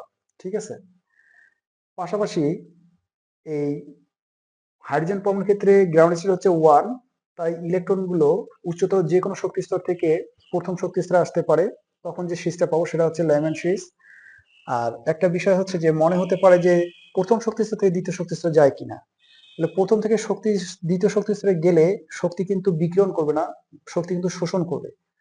আমরা মূলত এখানে সবগুলো বিকিরণ বর্ণালী রেখাগুলো দেখাচ্ছি, অর্থাৎ এখানে শক্তি সব ক্ষেত্রে বিকিরণ করতেছে। তো এই সিরিজগুলো কেমন হবে সেটা আমাদের এই মানটার উপর নির্ভর করবে, তাই আমরা এই মানটা স্ট্রিক্টলি একটু মাথায় রাখবো। সেটা হচ্ছে যে যদি আমরা আগে এইভাবে দেবো 1 2 3 4 5 6 লিখবো, তারপর L B P B S, তার মধ্যে প্রথম বিটা হচ্ছে বি এ আর পরেরটা হচ্ছে বি আর, বিয়েতে হচ্ছে তোমার বামার আর পরেরটা হচ্ছে ব্র্যাকেট। এখান থেকে অনেকগুলো এমসিকিউ আসে, তো এই সিরিজটা মাথায় রাখলে সুবিধা হবে। আর একটা বিষয় আমরা মাথায় রাখবো, তাহলে আমরা এখানে বলতে পারি যে এই অঞ্চলটা হচ্ছে আমাদের এটা আমাদের আল্ট্রাভায়োলেট অঞ্চলের রশ্মি দেয়, আর এইটা আমাদের ভিজিবল অঞ্চলে রশ্মি দেয়। বামা সিরিজ পাওয়া যায় ভিজিবল অঞ্চলে, আর বাকি সবগুলো যে সিরিজ আছে এই সিরিজগুলো কিন্তু পাওয়া যায় কিন্তু আইআর অঞ্চলে। ঠিক আছে, অর্থাৎ এখানে বাকি তোমার প্যাস্টেন থেকে শুরু করে একদম হ্যামফ্রিজ পর্যন্ত যে রেখা বর্ণের সিরিজগুলো পাবো সেগুলো হচ্ছে আইআর অঞ্চলে পাবো। একটা বিষয় খেয়াল করে দেখো, আমরা যদি এখানে আর একটা কাজ করি, কাজটা কি? কাজটা হচ্ছে যদি আমরা এই যে বামার সিরিজের ক্ষেত্রে অসীম থেকে দ্বিতীয় শক্তিস্তরে আসা শক্তির তরঙ্গদৈর্ঘ্য যদি আমরা একটু হিসেব করি, কার জন্য? বামার সিরিজের জন্য। বামার সিরিজ যে হবে সেটা কিভাবে বুঝবো আমরা? আমাদেরটা হচ্ছে 1 বাই হচ্ছে ল্যামডা ইজ ইকুয়াল হচ্ছে আর এইচ, আর 1 বাই হচ্ছে N lower square minus 1 by হচ্ছে এন হায়ার স্কোয়ার। তো যেহেতু আমরা এখানে তরঙ্গদৈর্ঘ্যটা মূলত এরকমটা হিসেব করতেছি, সেটা হচ্ছে যে আমাদের অসীম থেকে কোথায় আসবে? দ্বিতীয় শক্তি স্তরে আসবে। তাহলে সেক্ষেত্রে আমরা 1 বাই ল্যামডা সমান বলতে পারছি 10, 9, 6, 7, 8, 0, আর 1 বাই এন লোয়ারটা হচ্ছে 2 এর উপর স্কোয়ার মানে হচ্ছে যে 4, আর এটা যদি অসীম হয়ে যায় তাহলে এটা মোটামুটি হচ্ছে 0। তার মানে হচ্ছে যে আমরা যদি এখন ল্যামডা বের করতে চাই তাহলে আমাদের 4কে ভাগ করতে হবে এই যে 10, 9, 6, 7, 8, 0 দিয়ে। তো তাই যদি আমরা করি তাহলে আমরা এবার যে মানটা পাচ্ছি 4কে ভাগ করতে হচ্ছে 10, 9, 6, 7, 8, 0 দিয়ে করলে আমরা মানটা পাচ্ছি 364 ন্যানোমিটার। 364 ন্যানোমিটার। এই মান কিন্তু দেখো 380 চেয়ে কিন্তু কম, লেস দ্যান 380। তার মানে বোঝা যায় যে বামার সিরিজেরও কিছু রেখা আইআর আল্ট্রাভায়োলেট অঞ্চলে যেতে পারে। বামার সিরিজের কিছু রেখা, এটা কত আসছে মানটা? 7 আসছে, 3.64, ঠিক আছে। তাহলে একটা কতগুলো এখন বিষয় আমরা একটু খেয়াল করি। তাহলে এই যে বামার সিরিজের যে এই রেখাটা আছে, এই রেখাটার তরঙ্গদৈর্ঘ্যের মানটা কিন্তু হচ্ছে 364। এই মানটা হচ্ছে 364 ন্যানোমিটার, 364 ন্যানোমিটার, যা কিন্তু প্রকারান্তে যেটা হচ্ছে সেটা হচ্ছে যে তোমার আল্ট্রাভায়োলেট অঞ্চলে পড়তেছে। তো এখান থেকে আমরা আর একটা বিষয় একটু অনুমান যদি করি তাহলে দেখবো যে আমাদের প্রথম লেমন সিরিজটা হচ্ছে আল্ট্রাভায়োলেট অঞ্চলে, তারপর ভিজিবল, আর বাকিগুলো হচ্ছে আইআর অঞ্চলে। তা আমরা যখন দেখবো তখন এই সিরিজটা একটু মাথায় রাখবো। আমাদের এই দিকে থাকে আল্ট্রাভায়োলেট অঞ্চল, আর ইউভি অঞ্চল থাকে, তারপর হচ্ছে ভিজিবল মানে হচ্ছে দৃশ্যমান থাকে, আর এইখান থেকে আমাদের আইআর। আইআর এটা একটা বিষয়। তার মানে আমাদের সিরিজগুলো যতই আমরা কি বলা যায় বাম থেকে যতই আমরা ডান দিকে যাই তত আমরা আল্ট্রাভায়োলেট থেকে আইআর দিকে সরে যায়। আর একটা বিষয় এখান থেকে আমাদের মাথায় রাখতে হবে, দেখো 2 এবং 1 নম্বর শক্তি স্তরের মধ্যে শক্তির যে ব্যবধান, 3 এবং 1 নম্বরের মধ্যে শক্তির ব্যবধান নিশ্চয়ই তার চেয়ে বেশি। শক্তির ব্যবধান যতই বেশি হচ্ছে তরঙ্গদৈর্ঘ্যের মান ততই কিন্তু কম হচ্ছে। যেমন লেম্যান সিরিজের ক্ষেত্রে প্রথম রেখাটার তরঙ্গদৈর্ঘ্য হচ্ছে 121 ন্যানোমিটার, আর এইটা অসীম থেকে যখন আসে তখন এই তরঙ্গদৈর্ঘ্যের মানটা হয় 91 ন্যানোমিটার। বা আমরা যদি এইটার ক্ষেত্রে বলি যে আমাদের এই লাল দাগটা কিন্তু ছিল 556 ন্যানোমিটারে, আর আমাদের অসীম থেকে আসাটা হচ্ছে 364 ন্যানোমিটার। তার মানে শক্তি ব্যবধান যত বেশি হবে তত কিন্তু তরঙ্গদৈর্ঘ্যের মানটা কমে যাবে। তো এই বিষয়গুলো আমরা আমাদের যখন শক্তির রাশিমালা নির্ণয় করে, যখন বিভিন্ন শক্তি স্তরের ক্ষেত্রে যখন মান নির্ণয় করেছিলাম তখন আমরা দেখেছিলাম। একই ঘটনা এখানেও, জাস্ট এখানে একটু ভিন্নভাবে দেখানো হলো। তো আশা করি হাইড্রোজেনের বর্ণালী সিরিজগুলো কিভাবে উৎপন্ন হয় এবং এখান থেকে কি কি বিষয় মাথায় রাখতে হবে সেটা তোমরা বুঝতে পেরেছো। এখন আমি একটু সাম আপ করে দিয়ে শেষ করে দেব। তাহলে এখন বলা চলে যে বর্ণালী কিভাবে সৃষ্টি হয়। শক্তি শোষণ বা বিকিরণের ফলে বর্ণালী রেখার সৃষ্টি হয়। 2 নম্বর কথা হচ্ছে হাইড্রোজেনের পারমাণবিক বর্ণালী কিভাবে পাওয়া যায়। হাইড্রোজেনের কোনো নমুনাকে যখন শক্তি প্রয়োগ করা হয় তখন ইলেকট্রন ভিত্তি স্তর ত্যাগ করে উচ্চতর যে কোনো শক্তি স্তরে যায়। ফলে যখন শক্তি প্রয়োগ বন্ধ করা হয় তখন উচ্চতর শক্তি স্তর থেকে ইলেকট্রনগুলো আবার বিভিন্ন শক্তি স্তরে নেমে আসে। এ সময় যদি দেখা যায় যে প্রথম শক্তি স্তরে আসে তাহলে যে সিরিজ পর্যায় সেটা লিম্যান সিরিজ, দ্বিতীয় যে শক্তি স্তরে আসলে বামার সিরিজ, তৃতীয় শক্তি স্তরে আসলে প্যাস্টেন সিরিজ, উচ্চতর যে কোনো শক্তি স্তর থেকে চতুর্থ শক্তি স্তরে আসলে ব্র্যাকেট সিরিজ, এবার পঞ্চম এবং ষষ্ঠ শক্তি স্তরে আসলে যথাক্রমে ফুল সিরিজ এবং হচ্ছে হ্যামফ্রি সিরিজ। এর মধ্যে লিম্যান সিরিজটা আল্ট্রাভায়োলেট অঞ্চলে সৃষ্টি হয় আর বামার সিরিজটা ভিজিবল অঞ্চলে সৃষ্টি হয়। এটা যে সৃষ্টি হয় তার প্রমাণ হচ্ছে এই যে আমাদের তরঙ্গদৈর্ঘ্যের মান যদি নির্ণয় করলাম এই আলোকে কিন্তু বলা যায়।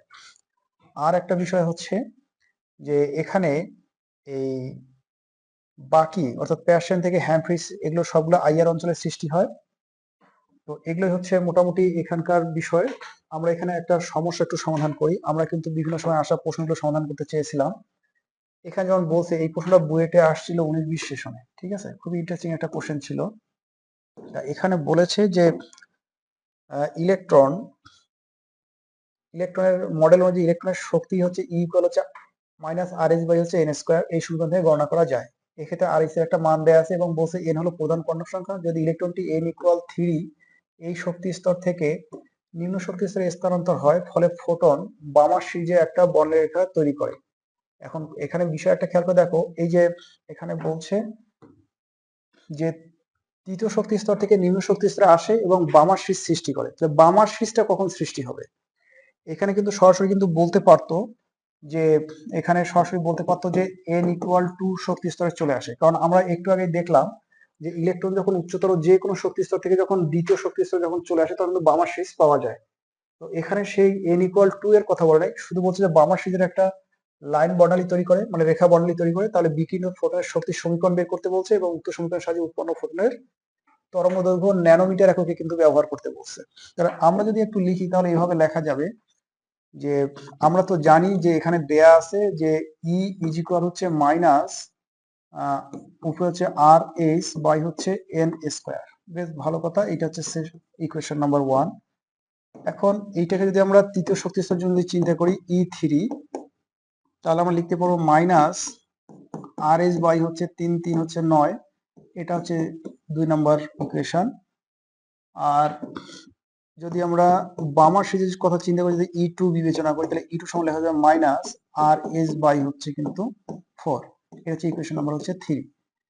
এখন এখানে বলছে যে বিকিরিত ফোটনের শক্তির সমীকরণ। এখন ফোটন কি পরিমাণ শক্তি বিকিরণ করলো সেটা কিভাবে জানবো? মূলত এই দুই শক্তি স্তরের যে ব্যবধান, এই দুই শক্তি স্তরের যে ব্যবধান, এটি কিন্তু বিকিরিত ফোটনের শক্তি। তাহলে ডেল ই সমান আমরা লিখতে পারবো যে E3 মাইনাস হচ্ছে E2। আর তাই যদি লিখি তাহলে মনে হয় এইভাবে লেখা যাবে, সেটা হচ্ছে যে E3 হচ্ছে আর এইচ, একটা মাইনাস তো আছেই, মাইনাস আর এইচ বাই হচ্ছে 9, আর এই নিয়মতান্ত্রিক ভাবে একটা মাইনাস, আর E2 ভাবে হচ্ছে যে এর জন্য আবার মাইনাস আর এইচ বাই হচ্ছে 4। তার মানে হচ্ছে যেটা, যে যদি আমরা আর এইচ যদি কমন নেই তাহলে আমরা বলতে পারি যে 1/4 থেকে আমাদের 1/9 বিয়োগ করাই যথেষ্ট। আর এটা যদি করি তাহলে আমাদের হচ্ছে আর এইচ, এখানে লসাগুটা হচ্ছে 36, আর 9 থেকে 4 গেলে হচ্ছে 5। তার মানে এই যে এখানে যে বলছে যে শক্তির সমীকরণ, এই শক্তির সমীকরণটা কেমন হবে? শক্তির সমীকরণটা হবে এরকম যে ডেল ই, বিকৃত শক্তি ডেল ই সমান হবে 5 আর এইচ বাই হচ্ছে 36। এটাই হচ্ছে আনসার ছিল 1 নম্বরের। ঠিক আছে। আর 2 নম্বরের ক্ষেত্রে আমরা যদি বলি তাহলে কি বলা যায়? 2 নম্বর ক্ষেত্রে বলছে উক্ত সমীকরণের সাহায্যে উৎপন্ন ফোটনের তরঙ্গদৈর্ঘ্য নির্ণয় করো ন্যানোমিটারে। তাহলে ডেল ই সমান আমরা লিখতে পারবো 5 ইন্টু আর এইচ এর মানটা নিজের ইচ্ছা মতো লেখার কোনো চান্স নাই, এখানে মানটা দেয়া আছে, এই মানটা হচ্ছে এত। ঠিক আছে, এই মানটা এখানে দেয়া আছে যে 2.18, 2. মানটা কত লেখা আছে? মানটা লেখা আছে 2.18 into 10 to the power minus 18 joule, 18 joule. আর এটাকে আমাদের ভাগ করতে হবে 36 দ্বারা, তাহলে কত আসতেছে? তাহলে আমরা যে মানটা পাচ্ছি সেটা হচ্ছে 5 ইন্টু 2.18 18, আর এটাকে ভাগ করতে হচ্ছে 36 দ্বারা। ঠিক আছে, 36 হচ্ছে না, 4 9 36, 36 এর 5 থেকে 4, আচ্ছা। তাহলে মানটা হচ্ছে 5 ইন্টু 2.18 মাইনাস হচ্ছে 18, আর এটাকে ভাগ করতে হচ্ছে 36 দ্বারা। তাহলে মানটা আমরা পাচ্ছি কত আসতেছে? এতগুলো আসতেছে কেন? -19 আসতেছে। এখানে কি বলছে? ও, তরঙ্গদৈর্ঘ্য বের করতে বলছে। আচ্ছা আচ্ছা আচ্ছা, তাহলে এই শক্তির এই মানটা আসতেছে কত? মানটা আসতেছে 3.02, যেহেতু লিখে ফেলছি, এভাবে না লিখলেও চলতো। আর 10 টু দি পাওয়ার মাইনাস হচ্ছে 19, এটা কিন্তু আছে আমাদের কিন্তু জুল। এখন আমরা কিন্তু একটা বিষয় জানতাম, সেটা হচ্ছে যে এর সাথে কিছু সম্পর্ক ছিল তরঙ্গদৈর্ঘ্যের ক্ষেত্রে। ঠিক আছে, তরঙ্গদৈর্ঘ্যের ক্ষেত্রে এরকম একটা সম্পর্ক ছিল যে তোমাদের ই সমান ডেল ই, এইটা সমান আমরা লিখতে পারবো এস নিউ। এস নিউ মানে হচ্ছে এস সি বাই হচ্ছে ল্যামডা। তার মানে আমি যদি এখন একটা কাজ করি, আমি যদি ল্যামডা যদি বের করতে চাই, তাহলে আমার এস সিটাকে কি করতে হবে? এই ডেল নিউ দ্বারা আমাকে ডেল ই দ্বারা ভাগ করতে হবে, এই তো। তাহলে এসটা হচ্ছে কত? এসটা হচ্ছে আমাদের প্লাঙ্কের ধ্রুবক। প্লাঙ্কের ধ্রুবক ছিল 6.626 ইন্টু 10 টু দি পাওয়ার -34, অনেক ঘোরানো হলো, এত ঘোরানো না হইলেও চলতো, অন্যভাবে নির্ণয় করা যেত। আর হচ্ছে 3 ইন্টু হচ্ছে 10⁸8, আর নিচে হচ্ছে ডেল ই আমরা একটু আগে বের করলাম 3.02 ইন্টু 10⁻, মাইনাস হচ্ছে 19। তাহলে এখন এই ল্যামডার মানটা কত হয় সেটা আমরা বের করবো, আগে মিটারে বের হবে মূলত।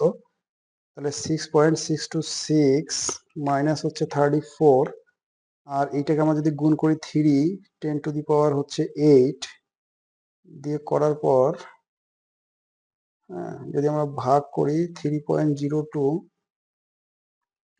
মাইনাস 19, তাহলে আমাদের মানটা আছে 658, 6.58 ইন্টু 10⁻⁻7, এত কিন্তু হচ্ছে মিটার, অর্থাৎ 658 ন্যানোমিটার হচ্ছে ন্যানোমিটার।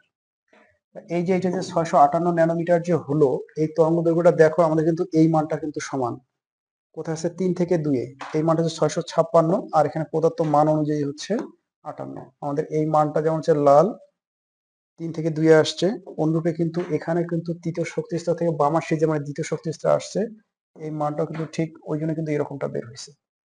তো আশা করতে পারি এই জাতীয় সমস্যা সলভ করতে পারবে। এখন আমরা যদি আর একটু দেখি তাহলে দেখবো যে এখানে একটা রেখা বর্ণালীর ছবি দেয়া আছে, তার মধ্যে এখানে দুইটা সিরিজ, একটা এ সিরিজ একটা বি সিরিজের কথা বলছে। বলছে যে এ সিরিজের বর্ণরেখার সর্বোচ্চ এবং সর্বনিম্ন তরঙ্গ দৈর্ঘ্যের মান নির্ণয় করো। এ সিরিজের সর্বোচ্চ এবং সর্বনিম্ন, তাহলে এ সিরিজের ক্ষেত্রে সর্বোচ্চ এখানে যেভাবে দেখানো হয়েছে তাতে যদি আমরা দেখি সর্বোচ্চ তরঙ্গ দৈর্ঘ্য যখন আমরা নির্ণয় করব তখন কিন্তু একটা বিষয় খেয়াল রাখতে হবে, যখন ল্যামডা সর্বোচ্চ হবে, ল্যামডা সর্বোচ্চ যদি হয় তাহলে ই কিন্তু সর্বনিম্ন হইতে হবে, ই হবে তখন সর্বনিম্ন, ঠিক আছে। আর ল্যামডা যখন সর্বনিম্ন হবে তখন ই কে কিন্তু হইতে হবে সর্বোচ্চ। কেন এরকম? কারণটা হচ্ছে যে আমাদের ই এর সাথে অ্যাকচুয়ালি ল্যামডার সম্পর্ক হচ্ছে ব্যস্তানুপাতিক, ঠিক আছে। ওই যে এস সি বাই ল্যামডা ছিল, তাহলে এস সি তো হচ্ছে কনস্ট্যান্ট মান, তাহলে 1 বাই ল্যামডা হচ্ছে ব্যস্তানুপাতিক, তার মানে ই বাড়লে ল্যামডা কম। এখন রেখার সর্বোচ্চ এবং সর্বনিম্ন তরঙ্গ দৈর্ঘ্য যদি আমরা বের করতে চাই কোন সিরিজের, এ সিরিজের, তাহলে এই রেখাটা এখান থেকে এখানে এবং অসীম থেকে এখানে, এই হলুদ দুইটা বের করাটাই হবে আমাদের যথেষ্ট। আমরা একটু আগে বের করে রাখছিলাম, তাই এবার আর দেখাতে চাই না। আমাদের এই মানটা ছিল মূলত 121 ন্যানোমিটার, 121 ন্যানোমিটার ছিল, আর এটা ছিল আমাদের 91 পয়েন্ট সামথিং ন্যানোমিটার, এই ন্যানোমিটার। আশা করি তোমরা ওটা বুঝতে পারছো। এখানে আর একটা কথা বলে রাখি, এটা তোমাদের পরীক্ষায় কাজে দিবে, যে ল্যামডা যদি সর্বোচ্চ হয়, ই হয় সর্বনিম্ন, আর তখন কিন্তু তরঙ্গ সংখ্যা যেটাকে আমরা নিউ বার বলছিলাম, এই তরঙ্গ সংখ্যা তখন কিন্তু হবে সর্বনিম্ন। তার মানে হচ্ছে সর্বনিম্ন তরঙ্গ সংখ্যার জন্য ল্যামডার মানটাকে সর্বোচ্চ হতে হয়। একইভাবে এই কথাটাও তার উল্টো, তরঙ্গ সংখ্যা নিউ বার এক্ষেত্রে কি হবে, সর্বোচ্চ হবে। তার আবার কারণ হচ্ছে যে 1 বাই ল্যামডা যদি হয় তাহলে এইটা সমান, তাহলে এখন আমরা যেটা লিখতে পারবো সেটা হচ্ছে নিউ বার হবে। এভাবে এগুলো ব্যাখ্যা করা যাবে। এ সিরিজের দ্বিতীয় বর্ণরেখা দৃশ্যমান হবে কিনা ব্যাখ্যা করো। এ সিরিজের কোনো রেখাই দৃশ্যমান হবে না, কারণ উপরের যে কোনো শক্তি স্তর থেকে যদি প্রথম শক্তি স্তরে যদি আসে তাহলে আমরা যে অঞ্চলের পাই সেটা হচ্ছে আল্ট্রাভায়োলেট অঞ্চলের পাই, সুতরাং দৃশ্যমান হবে না। তো এটা এভাবে বললে তো হবে না, একটু হিসেব নিকেশ করে দেখাতে হবে। তো ল্যামডা দ্বিতীয় রেখা বলতে মূলত এই রেখাটাকে বোঝাচ্ছে। তাই এই রেখাটা যদি হয় তাহলে 3 থেকে 1 আসছে, তাহলে 3 to 1 এরকম যদি হয় তাহলে আমরা বলতে পারি 3 3 হচ্ছে 9 গুণন হচ্ছে 1, আর নিচে হচ্ছে 10 9 6 7 8 00, আর 1 3 3 9 থেকে 1 বাদ দিলে হচ্ছে 8, তাহলে কত হচ্ছে 9 ডিভাইড বাই হচ্ছে 10 9 6 7 8 00 গুণন হচ্ছে 8, করলে হচ্ছে এরকম যে 102 ন্যানোমিটার, 102 ন্যানোমিটার হচ্ছে। তাহলে 102 ন্যানোমিটার যদি হয় তাহলে এটা কিন্তু দৃশ্যমান অঞ্চলে কোনোভাবেই হবে না, কারণ দৃশ্যমান হইতে গেলে কমপক্ষে 380 ন্যানোমিটার হইতে হবে, আর 780 ন্যানোমিটার মধ্যে থাকতে হবে। তো বি সিরিজের সবগুলো রেখায় দৃশ্যমান হবে কিনা গাণিতিকভাবে ব্যাখ্যা করো। বি সিরিজের সবগুলো রেখা দৃশ্যমান হওয়ার কোনো চান্স নাই। 3 থেকে 2 যখন আসে তখন আমরা দেখছিলাম, এইটা একটু আগে হিসেব করে 556 কোথায় 556 ন্যানোমিটার পাচ্ছিলাম আমরা, এটা 656 পাইছিলাম, এটা আমরা 656 পেয়েছিলাম। আর অসীম থেকে যখন আসছিল তখন 364 ন্যানোমিটার হয়েছিল। এই যে এর পাশে আমাদের হিসেবটা করাই আছে। আমরা যখন অসীম থেকে যখন 2 এ আসছিল, একটা বিষয় হচ্ছে যে আমাদের এখানে যে ইয়েটা আছে এটা কিন্তু দেখো এখানে বি সিরিজটা কিন্তু 2 এর মধ্যে হয়েছে, তাহলে বি সিরিজ যেহেতু 2 এর মধ্যে আসছে, তার মানে এটা হচ্ছে বামার সিরিজ, BALMAR বামার সিরিজ। তাহলে বামার সিরিজের ক্ষেত্রে এখানে তোমার দ্বিতীয় রেখাটা অসীম থেকে আসছে, আর তৃতীয় রেখাটা 3 নম্বর থেকে 2 নম্বরে আসছে। তাহলে 3 থেকে 2 এ আসা, 3 থেকে 2 আসা 656, আর যদি অসীম থেকে যদি 2 এ আসে তাহলে আমরা যে মানটা পেয়েছিলাম সেই মানটা কিন্তু হচ্ছে আমাদের এই যে এই মানটা 364 ন্যানোমিটার, কখন যখন অসীম থেকে যখন 2 এ আসছিল। ঠিক আছে, তো এগুলো খুব একটা জটিল কিছু না, এগুলো তোমরা একটু প্র্যাকটিস করবো, প্র্যাকটিস করলে ইনশাল্লাহ পেয়ে যাবা। তো আমরা এখন আর একটা সমস্যা দেখি। এখান থেকে আমরা বিগত বছরে আসা নমুনার সমস্যাগুলো আমরা দেখলাম। এখন আমরা দেখবো যে রেখা বর্ণনের সাহায্যে কিভাবে মৌল শনাক্তকরণ করা যায়। তো আমরা কিন্তু এইখানে কিন্তু একটা যদি ছবি দেখি তাহলে বলতে পারবো একটা বিষয়, খেয়াল করে দেখো।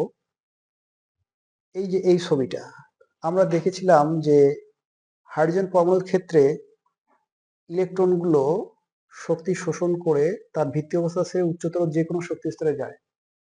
যাওয়ার পর যে সকল ইলেকট্রন দ্বিতীয় শক্তি স্তরে আসে তখন তারা যে শক্তি বিকিরণ করে তাদের ক্ষেত্রে বামার সিরিজ পাওয়া যায়। বামার সিরিজটা দৃশ্যমান হওয়ার কারণে আমরা এই দৃশ্যমান অঞ্চলটা দেখে কিন্তু বলতে পারি, হ্যাঁ, যে এখানে আসলে রেখাগুলোর প্যাটার্ন গুলো কেমন হয়।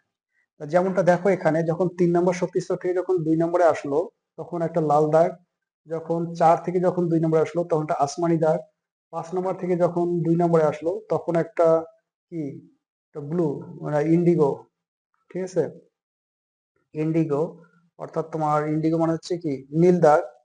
আর 6 নাম্বার থেকে যখন 2 নম্বরে আসে তখন কিন্তু একটা ভায়োলেট মানে বেগুনি দাগ পাওয়া গিয়েছিল।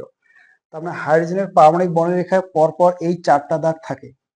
এখন একটা বিষয় হচ্ছে যে এক একটা পরমাণু কিন্তু এই শক্তি স্তরের ব্যবধান কিন্তু এক এক রকম। এটা আমরা কিন্তু যখন কক্ষপথের আহ ব্যাসার্ধ শক্তি রাশিমালা যখন নিয়ে যাচ্ছিলাম তখন কিন্তু দেখেছি। যেহেতু এক একটা পরমাণুর ক্ষেত্রে এই শক্তিগুলো স্তরগুলো ব্যবধানগুলো এক এক রকম, তাই আমরা বলতে পারি যে এদের মধ্যে নির্গত যে আলোগুলো আছে তাদের তরঙ্গ দৈর্ঘ্য ভিন্ন রকম হবে। আর তরঙ্গ দৈর্ঘ্য যদি ভিন্ন রকম হয় তাহলে প্রত্যেকটা তরঙ্গ দৈর্ঘ্যের নিজস্ব একটা করে বর্ণ আছে, তাহলে বর্ণগুলো ভিন্ন হবে। বর্ণ যদি ভিন্ন হয় তাহলে ভিন্ন ভিন্ন মৌলের ক্ষেত্রে এই বর্ণালীর এইটা যে আমরা যে একটা পট্টি পাইলাম বা ব্যান্ড যে পাইলাম এই ব্যান্ডটা, হ্যাঁ, এই ব্যান্ডটা কিন্তু বা স্পেকট্রাম, স্পেকট্রাম যেটা পেলাম আমরা, এই স্পেকট্রামটা কিন্তু এক একটা মূলের জন্য কিন্তু এক এক রকম হবে। তাহলে আমাদের যদি জানা থাকে একটা, মনে করা যাক যে তোমাকে এইরকম একটা পট্টি দিল, দিয়ে বললো যে এই পট্টিটাতে এরকম আছে যে তোমার একটা লাল দাগ আছে, আর বা এইরকম এখানে তোমার মনে করা যাক যে একটা আসমানি দাগ থাকলো, আর একটা মনে করা যাক যে নীল দাগ থাকলো, আর মনে করা যাক একটা ভায়োলেট এরকম একটা দাগ থাকলো। এখন তুমি পরীক্ষা নিরীক্ষা করে এরকম একটা পট্টি পাইলা, এই পট্টিটাকে তুমি যদি এর সাথে তুলনা করো তাহলে তুমি কিন্তু বলতে পারবা যে এটা কিন্তু ছিল হাইড্রোজেনের জন্য। ঠিক আছে, তো এই বিষয়টা আমরা আরো একটু ভালো করে দেখি কিভাবে দেখা যায়। একটু দেখো, সেটা হচ্ছে যে এখানে কিন্তু দুইটা তোমার স্পেকট্রামকে দেখানো হয়েছে, মোটামুটি 3টা। তার মধ্যে এটা হচ্ছে কন্টিনিউয়াস স্পেকট্রাম, এটা হচ্ছে ইমিশন স্পেকট্রাম, আর এটা হচ্ছে অ্যাবজর্পশন স্পেকট্রাম। তো এগুলো একটু বর্ণনা করে বলি, এগুলো তোমার বইয়ে দেখবা, কিন্তু কি বোঝাচ্ছে সেটা একটু ব্যাখ্যা করে বলি। সেটা হচ্ছে এরকম, আমরা যখন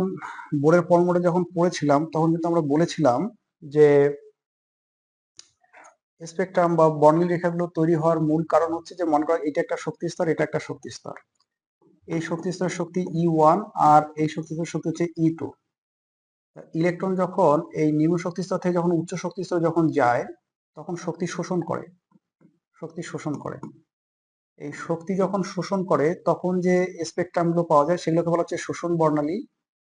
আর ইলেকট্রন যখন উচ্চ শক্তি স্তর থেকে যখন নিচের শক্তি স্তরে যখন চলে আসে, উচ্চ শক্তি স্তর থেকে যখন নিম্ন শক্তি স্তরে আসে তখন শক্তি বিকিরণ করে।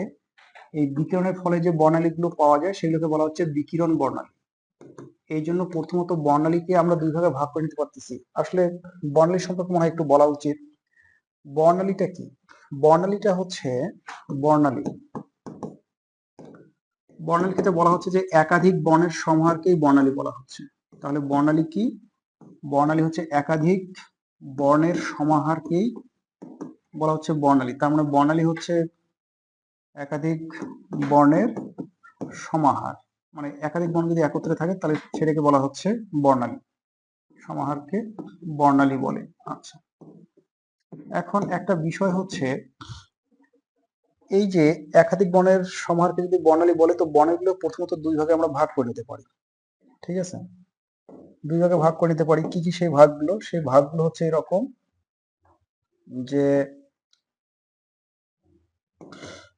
একটা হচ্ছে বর্ণালী। বর্ণালীকে আমরা দুই ভাগে ভাগ করে নিচ্ছি, বর্ণালীর শ্রেণীবিভাগ।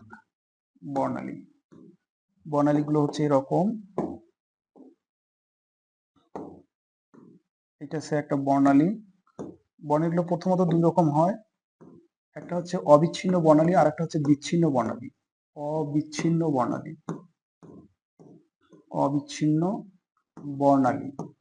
তো অবিচ্ছিন্ন বর্ণালী কাকে বলে? অবিচ্ছিন্ন বর্ণালী বা হচ্ছে continuous spectrum. Continuous spectrum, spectrum, ঠিক আছে, স্পেকট্রাম। কন্টিনিউয়াস স্পেকট্রামটা হচ্ছে যে যদি কোনো বর্ণালী এমন হয় যে ওই বর্ণালীতে সকল আলোর তরঙ্গ দৈর্ঘ্য থাকবে, তাহলে ওই বর্ণালীকে বলা হবে অবিচ্ছিন্ন বর্ণালী। সেটা কিরকম? যেমন ছোট্ট একটা উদাহরণ দেখো, তোমাদেরকে যদি বলি যে আচ্ছা বলো তো যে এখানে হচ্ছে 1 আছে আর এখানে 2 আছে, এই দুইটার মধ্যে কয়টা সংখ্যা আছে? তাহলে তোমরা কি বলবা? একটা, দুইটা, তিনটে, চারটা? এখানে কিন্তু আসলে অসংখ্য সংখ্যা আছে। কেমন হতে পারে? 1.0000001 হতে পারে, 1.0000002 হতে পারে, আবার 1.0 হতে পারে, 1 হতে পারে, ইত্যাদি এরকম বিভিন্ন রকম হতে পারে। একটা বিষয় হচ্ছে যে এগুলো যদি আমরা তরঙ্গ হিসেবে যদি চিন্তা করি, তাহলে 1 থেকে 2 এই ন্যানোমিটার তরঙ্গের মধ্যে আরো অনেকগুলো তরঙ্গ আছে। যেমন মনে করি 1.1 হতে পারে, 1.5 হতে পারে, ঠিক আছে, 1.75 হতে পারে। বিভিন্ন তরঙ্গ দৈর্ঘ্য কিন্তু আমরা রেখা পাবো। তাহলে যদি কোনো বর্ণালীতে এরকম সকল তরঙ্গ দৈর্ঘ্য যদি থাকে, তাহলে সেগুলোকে আমরা কিন্তু বলবো যে কন্টিনিউয়াস স্পেকট্রাম। তো কন্টিনিউয়াস স্পেকট্রাম গুলোকে আমরা এইভাবে কিন্তু রেখা হিসেবে পাবো না, দেখা যাবে যে মোটামুটি একটা তোমার কি একটা রঙিন একটা ট্রাম হিসেবে একটা আমরা পাবো। মনে করা যাক যে এইরকম একটা রঙিন একটা অবস্থা হিসেবে পাবো আর কি, কারণ এখানে সকল তরঙ্গ দৈর্ঘ্যকে একসাথে থাকবে। যেমন এর একটা উদাহরণ হচ্ছে, আমি এটা একটা মুছাই দিই, খুব একটা ভালো দেখাচ্ছে না, ঠিক আছে। যেমন উদাহরণ হচ্ছে যে আমরা যদি রংধনু যদি দেখি, তাহলে দেখব যে রংধনুতে মূলত এমন একটা অবস্থা হয় যে বেগুনি বর্ণ শেষ হতে না হতেই নীল বর্ণ শুরু হয়, আবার নীল বর্ণ শেষ হতে না হতেই দেখা যাচ্ছে যে তোমার আকাশী বর্ণ শুরু হয়। যেটা বললাম যে রংধনুতে আসলে এই বর্ণালীগুলোর কোথায় শুরু আর কোথায় শেষ এরকম নির্দিষ্ট কোনো লাইন নাই। মূলত একটা শেষ হতে না হতে আর একটা শুরু হয়ে যায়। এই জন্য এই রংধনুতে যে বর্ণালী রেখাগুলো যে আমরা পাই, এগুলো হচ্ছে স্পেকট্রাম। এটা হচ্ছে বর্ণালী বা অবিচ্ছিন্ন বর্ণালী বা কন্টিনিউয়াস বর্ণালী। কিন্তু এই বর্ণালীগুলো আর এক রকম হতে পারে, সেটা হচ্ছে বিচ্ছিন্ন বিচ্ছিন্ন। বিচ্ছিন্ন বিচ্ছিন্ন এর মানে কি? এর মানে হচ্ছে যে এই বর্ণালীগুলোতে সকল তরঙ্গদৈর্ঘ্য থাকবে না, সকল তরঙ্গদৈর্ঘ্যের আলো বিদ্যমান থাকে না, শুধু নির্দিষ্ট কতগুলো তরঙ্গদৈর্ঘ্যের আলো বিদ্যমান থাকে। তাহলে যদি কোনো বর্ণালীতে সকল তরঙ্গদৈর্ঘ্যের আলো উপস্থিত থাকে, সেটা হচ্ছে অবিচ্ছিন্ন বর্ণালী। আর যদি নির্দিষ্ট কতগুলো তরঙ্গদৈর্ঘ্যের আলো বিদ্যমান থাকে, তাহলে সেগুলোকে বলা হচ্ছে অবিচ্ছিন্ন বর্ণালী। তো অবিচ্ছিন্ন বর্ণালীর একটা উদাহরণ হচ্ছে রেখা বর্ণালী। রেখা বর্ণালী বা এইটাকে আমরা বলতে পারি যে পারমাণবিক বর্ণালী, ঠিক আছে, পারমাণবিক বর্ণালী। এখন এই রেখা বর্ণালী বা পারমাণবিক বর্ণালী এটা আবার স্বাভাবিকভাবেই দুই রকম হয়। কেন স্বাভাবিকভাবে দুই রকম হচ্ছে? তার কারণ হচ্ছে যে আমরা যদি দেখি তাহলে দেখব যে রেখা বর্ণালীগুলো উৎপন্ন হয় হয় শক্তি শোষণের মাধ্যমে, হ্যাঁ, পারমাণবিক বর্ণালী বা রেখা বর্ণালী উৎপন্ন হয় শক্তি শোষণের মাধ্যমে, নতুবা শক্তি বিকিরণের মাধ্যমে। তো ওইখানে আমরা যেটা জানলাম সেটা হচ্ছে যে যদি শক্তি শোষণের মাধ্যমে বর্ণালী উৎপন্ন হয়, শক্তি যদি কি করে, যদি শোষণ করে, তখন যে বর্ণালী পাবো সেটাকে বলা হবে শোষণ বর্ণালী। শোষণ বর্ণালী। আর শক্তি যদি বিকিরণ করে, যদি বিকিরণ করে, শক্তি বিকিরণ করলে আমরা যেটা পাবো সেটা হচ্ছে বিকিরণ বর্ণালী পাবো, বিকিরণ বর্ণালী পাওয়া যাবে। শক্তি শোষণ কখন করে? যখন নিম্ন শক্তি স্তর থেকে যখন উচ্চ শক্তি স্তরে যায়, এই ক্ষেত্রে আমরা যে রেখাটা পাবো সেটা হচ্ছে শোষণ বর্ণালী। আর উচ্চতর শক্তি স্তর থেকে যখন নিম্নতর শক্তি স্তর আসে, তখন যেটা পাবো সেটা হচ্ছে বিকিরণ বর্ণালী। এখন এইখানে একটা বিষয় হচ্ছে, বিকিরণ বর্ণালী এবং শোষণ বর্ণালীর মধ্যে কিছু পার্থক্য আছে। ব্যাকগ্রাউন্ড বা বিজি যেটাকে বলে, ব্যাকগ্রাউন্ড, শোষণ বর্ণালীর ক্ষেত্রে ব্যাকগ্রাউন্ডটা হয় উজ্জ্বল, কালার পেন দিয়ে লিখবো। ব্যাকগ্রাউন্ডটা কিরকম হবে? ব্যাকগ্রাউন্ড হবে উজ্জ্বল। আর লাইনগুলো, লাইন, এটা কি আমি একটা উদাহরণ দিয়ে বুঝাচ্ছি। লাইন, এই লাইনগুলো হবে কিন্তু অন্ধকার, মানে কালো। তো কালো দিয়ে লিখলে কালোর উপর তো বোঝা যাবে না, এগুলো হবে অন্ধকার। অন্যদিকে যদি বিকিরণ বর্ণালীর কথা বলি, তাহলে বিকিরণ বর্ণালীর ক্ষেত্রে ব্যাকগ্রাউন্ডটা হয় অন্ধকার, মানে কালো। অন্ধকার না বলে মানে কালো বলে আরো ভালো হয়, কালো বোর্ডের উপর কালো লেখা ছাড়া কোনো উপায় নেই। আর লাইনগুলো হয় উজ্জ্বল, এক্ষেত্রে লাইনগুলোই হয় উজ্জ্বল, আবার লাইনগুলো হচ্ছে উজ্জ্বল, উজ্জ্বল হয়। তো এইরকমটা কেন হয় সেটা আমরা একটু পরে দেখবো। তাহলে আমরা আপাতত একটু বলি, সেটা হচ্ছে যে বর্ণালীকে প্রথমত দুই ভাগে ভাগ করে নেওয়া যাচ্ছে। একটা হচ্ছে অবিচ্ছিন্ন বর্ণালী, একটা হচ্ছে বিচ্ছিন্ন বর্ণালী। অবিচ্ছিন্ন বর্ণালী কাকে বলে? যেখানে সকল তরঙ্গদৈর্ঘ্য পাওয়া যায় সেটাকে অবিচ্ছিন্ন বর্ণালী বলে। তোমরা তোমাদের সস্তন্ত সিং হাজারি স্যারের বইয়ের উপরে কাভার পেজটা যে দেখো, ওই কাভার পেজটাতে একটা বর্ণালীর স্পেকট্রাম একটা ছবি দেওয়া আছে। ওইখানে দেখবা যে সবগুলো বর্ণ, সবগুলো তরঙ্গদৈর্ঘ্যের বর্ণ কিন্তু আছে, মানে একটা কন্টিনিউয়াস স্পেকট্রামের একটা ছবি দেওয়া আছে, অবিচ্ছিন্ন বর্ণালীর ছবি দেওয়া আছে। ওখানে কোথায় লাল দাগ শেষ হলো আর কোথায় তোমার কমলা দাগ শুরু হলো, এরকম নির্দিষ্ট কোনো ডিমার্কেশন লাইন নাই। তো যেহেতু ডিমার্কেশন লাইন নাই ওখানে, তাই আমরা কিন্তু বলতে পারি ওইটা হচ্ছে আমাদের অবিচ্ছিন্ন বর্ণালী। সূর্যের যে আমরা রংধনুর যে কথাটা উল্লেখ করলাম, এটা কিন্তু একটা অবিচ্ছিন্ন বর্ণালীর উদাহরণ। আর বিচ্ছিন্ন, এটা আমাদের অবিচ্ছিন্ন কেন লিখেছি? এটা হচ্ছে আমাদের বিচ্ছিন্ন, এটা হচ্ছে আমাদের বিচ্ছিন্ন, ঠিক আছে?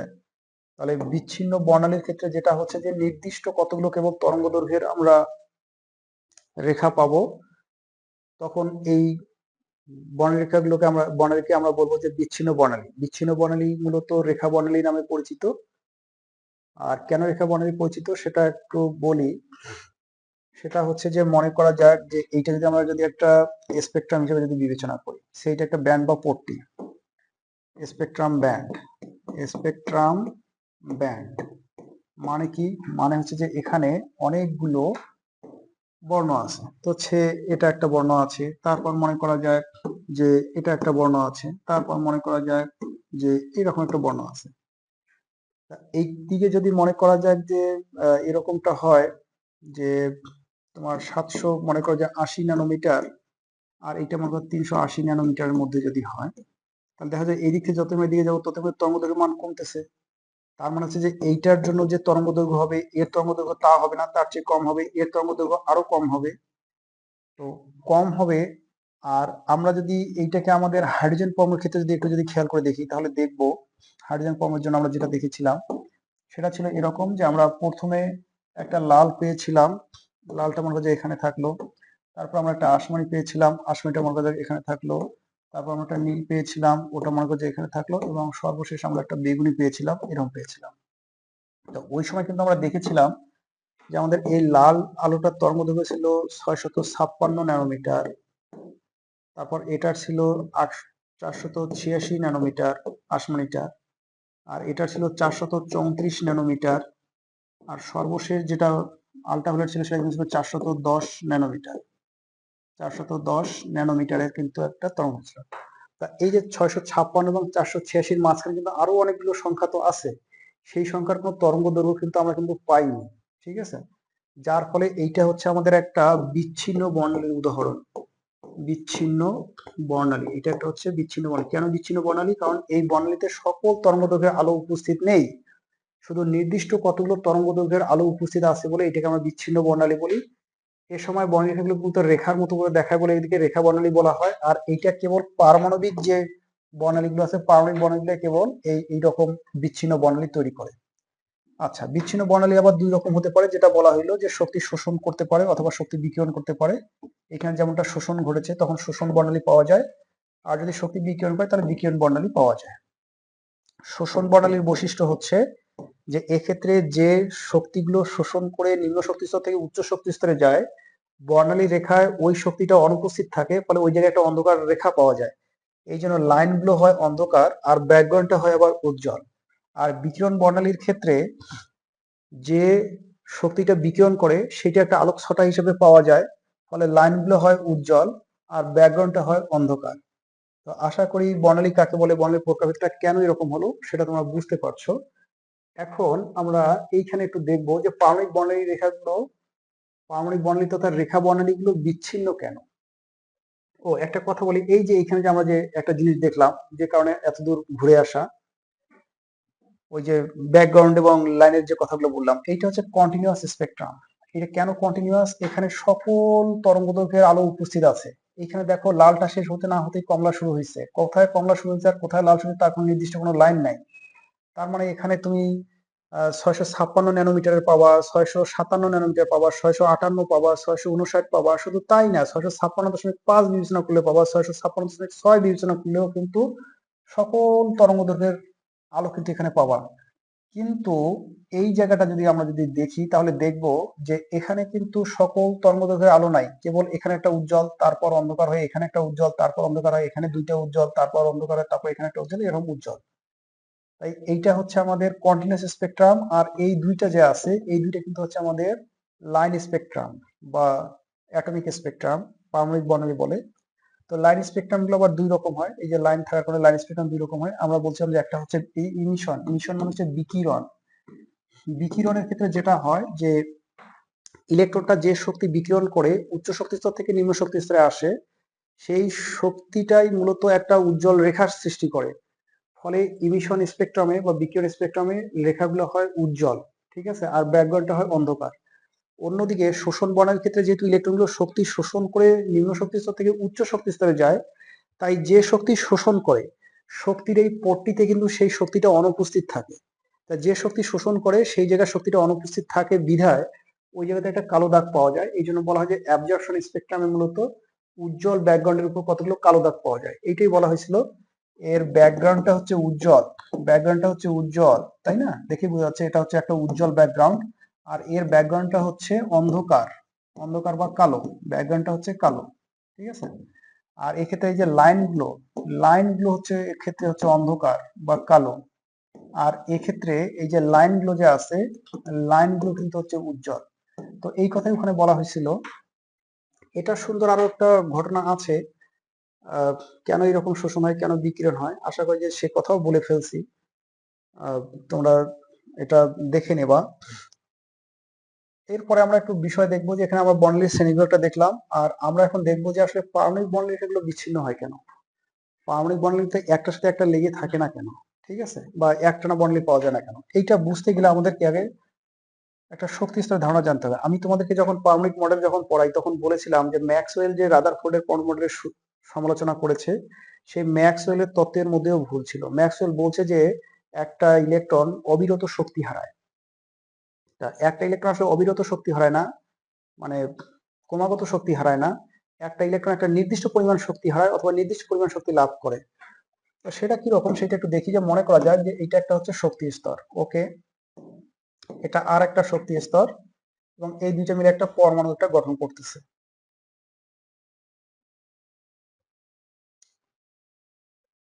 এটা একটা পরমাণু। এখন একটা বিষয় খেয়াল করে দেখো, আমরা যদি দেখি তাহলে দেখবো যে এই শক্তি স্তরটার আর একটু ছোট করে দিতে, আচ্ছা হোক, লিখছি যখন। এই শক্তি স্তরটা সত্যি এইটা,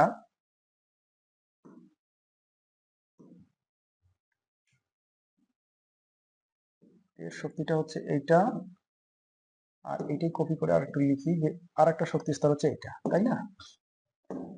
এখন এইটা হচ্ছে মনে করা যায় যে নিউক্লিয়াস, এইটা হচ্ছে n=1 আর এইটা হচ্ছে n=2, মানে এটা প্রথম শক্তি স্তর, এটা দ্বিতীয় শক্তি স্তর।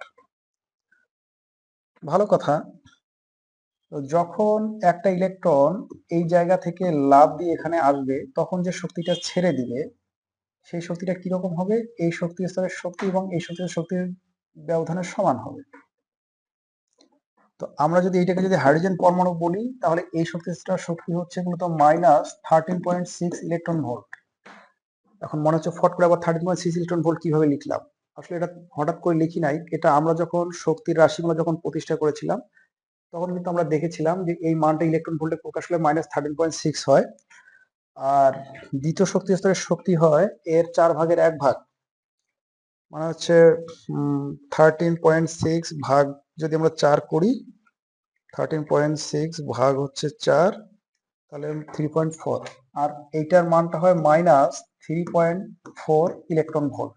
আচ্ছা হলো।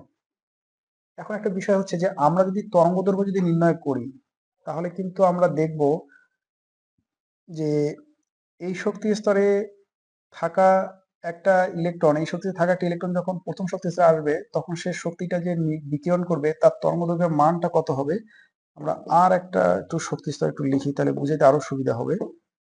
তবে শক্তি স্তরটা এবার তাহলে আর একটু বড় করে দিতে হবে, তাই না? আর একটু ধরো বড় করে। তো আর একটা শক্তি স্তর মনে করা যাক যে এইটা হচ্ছে আর একটা শক্তি স্তর।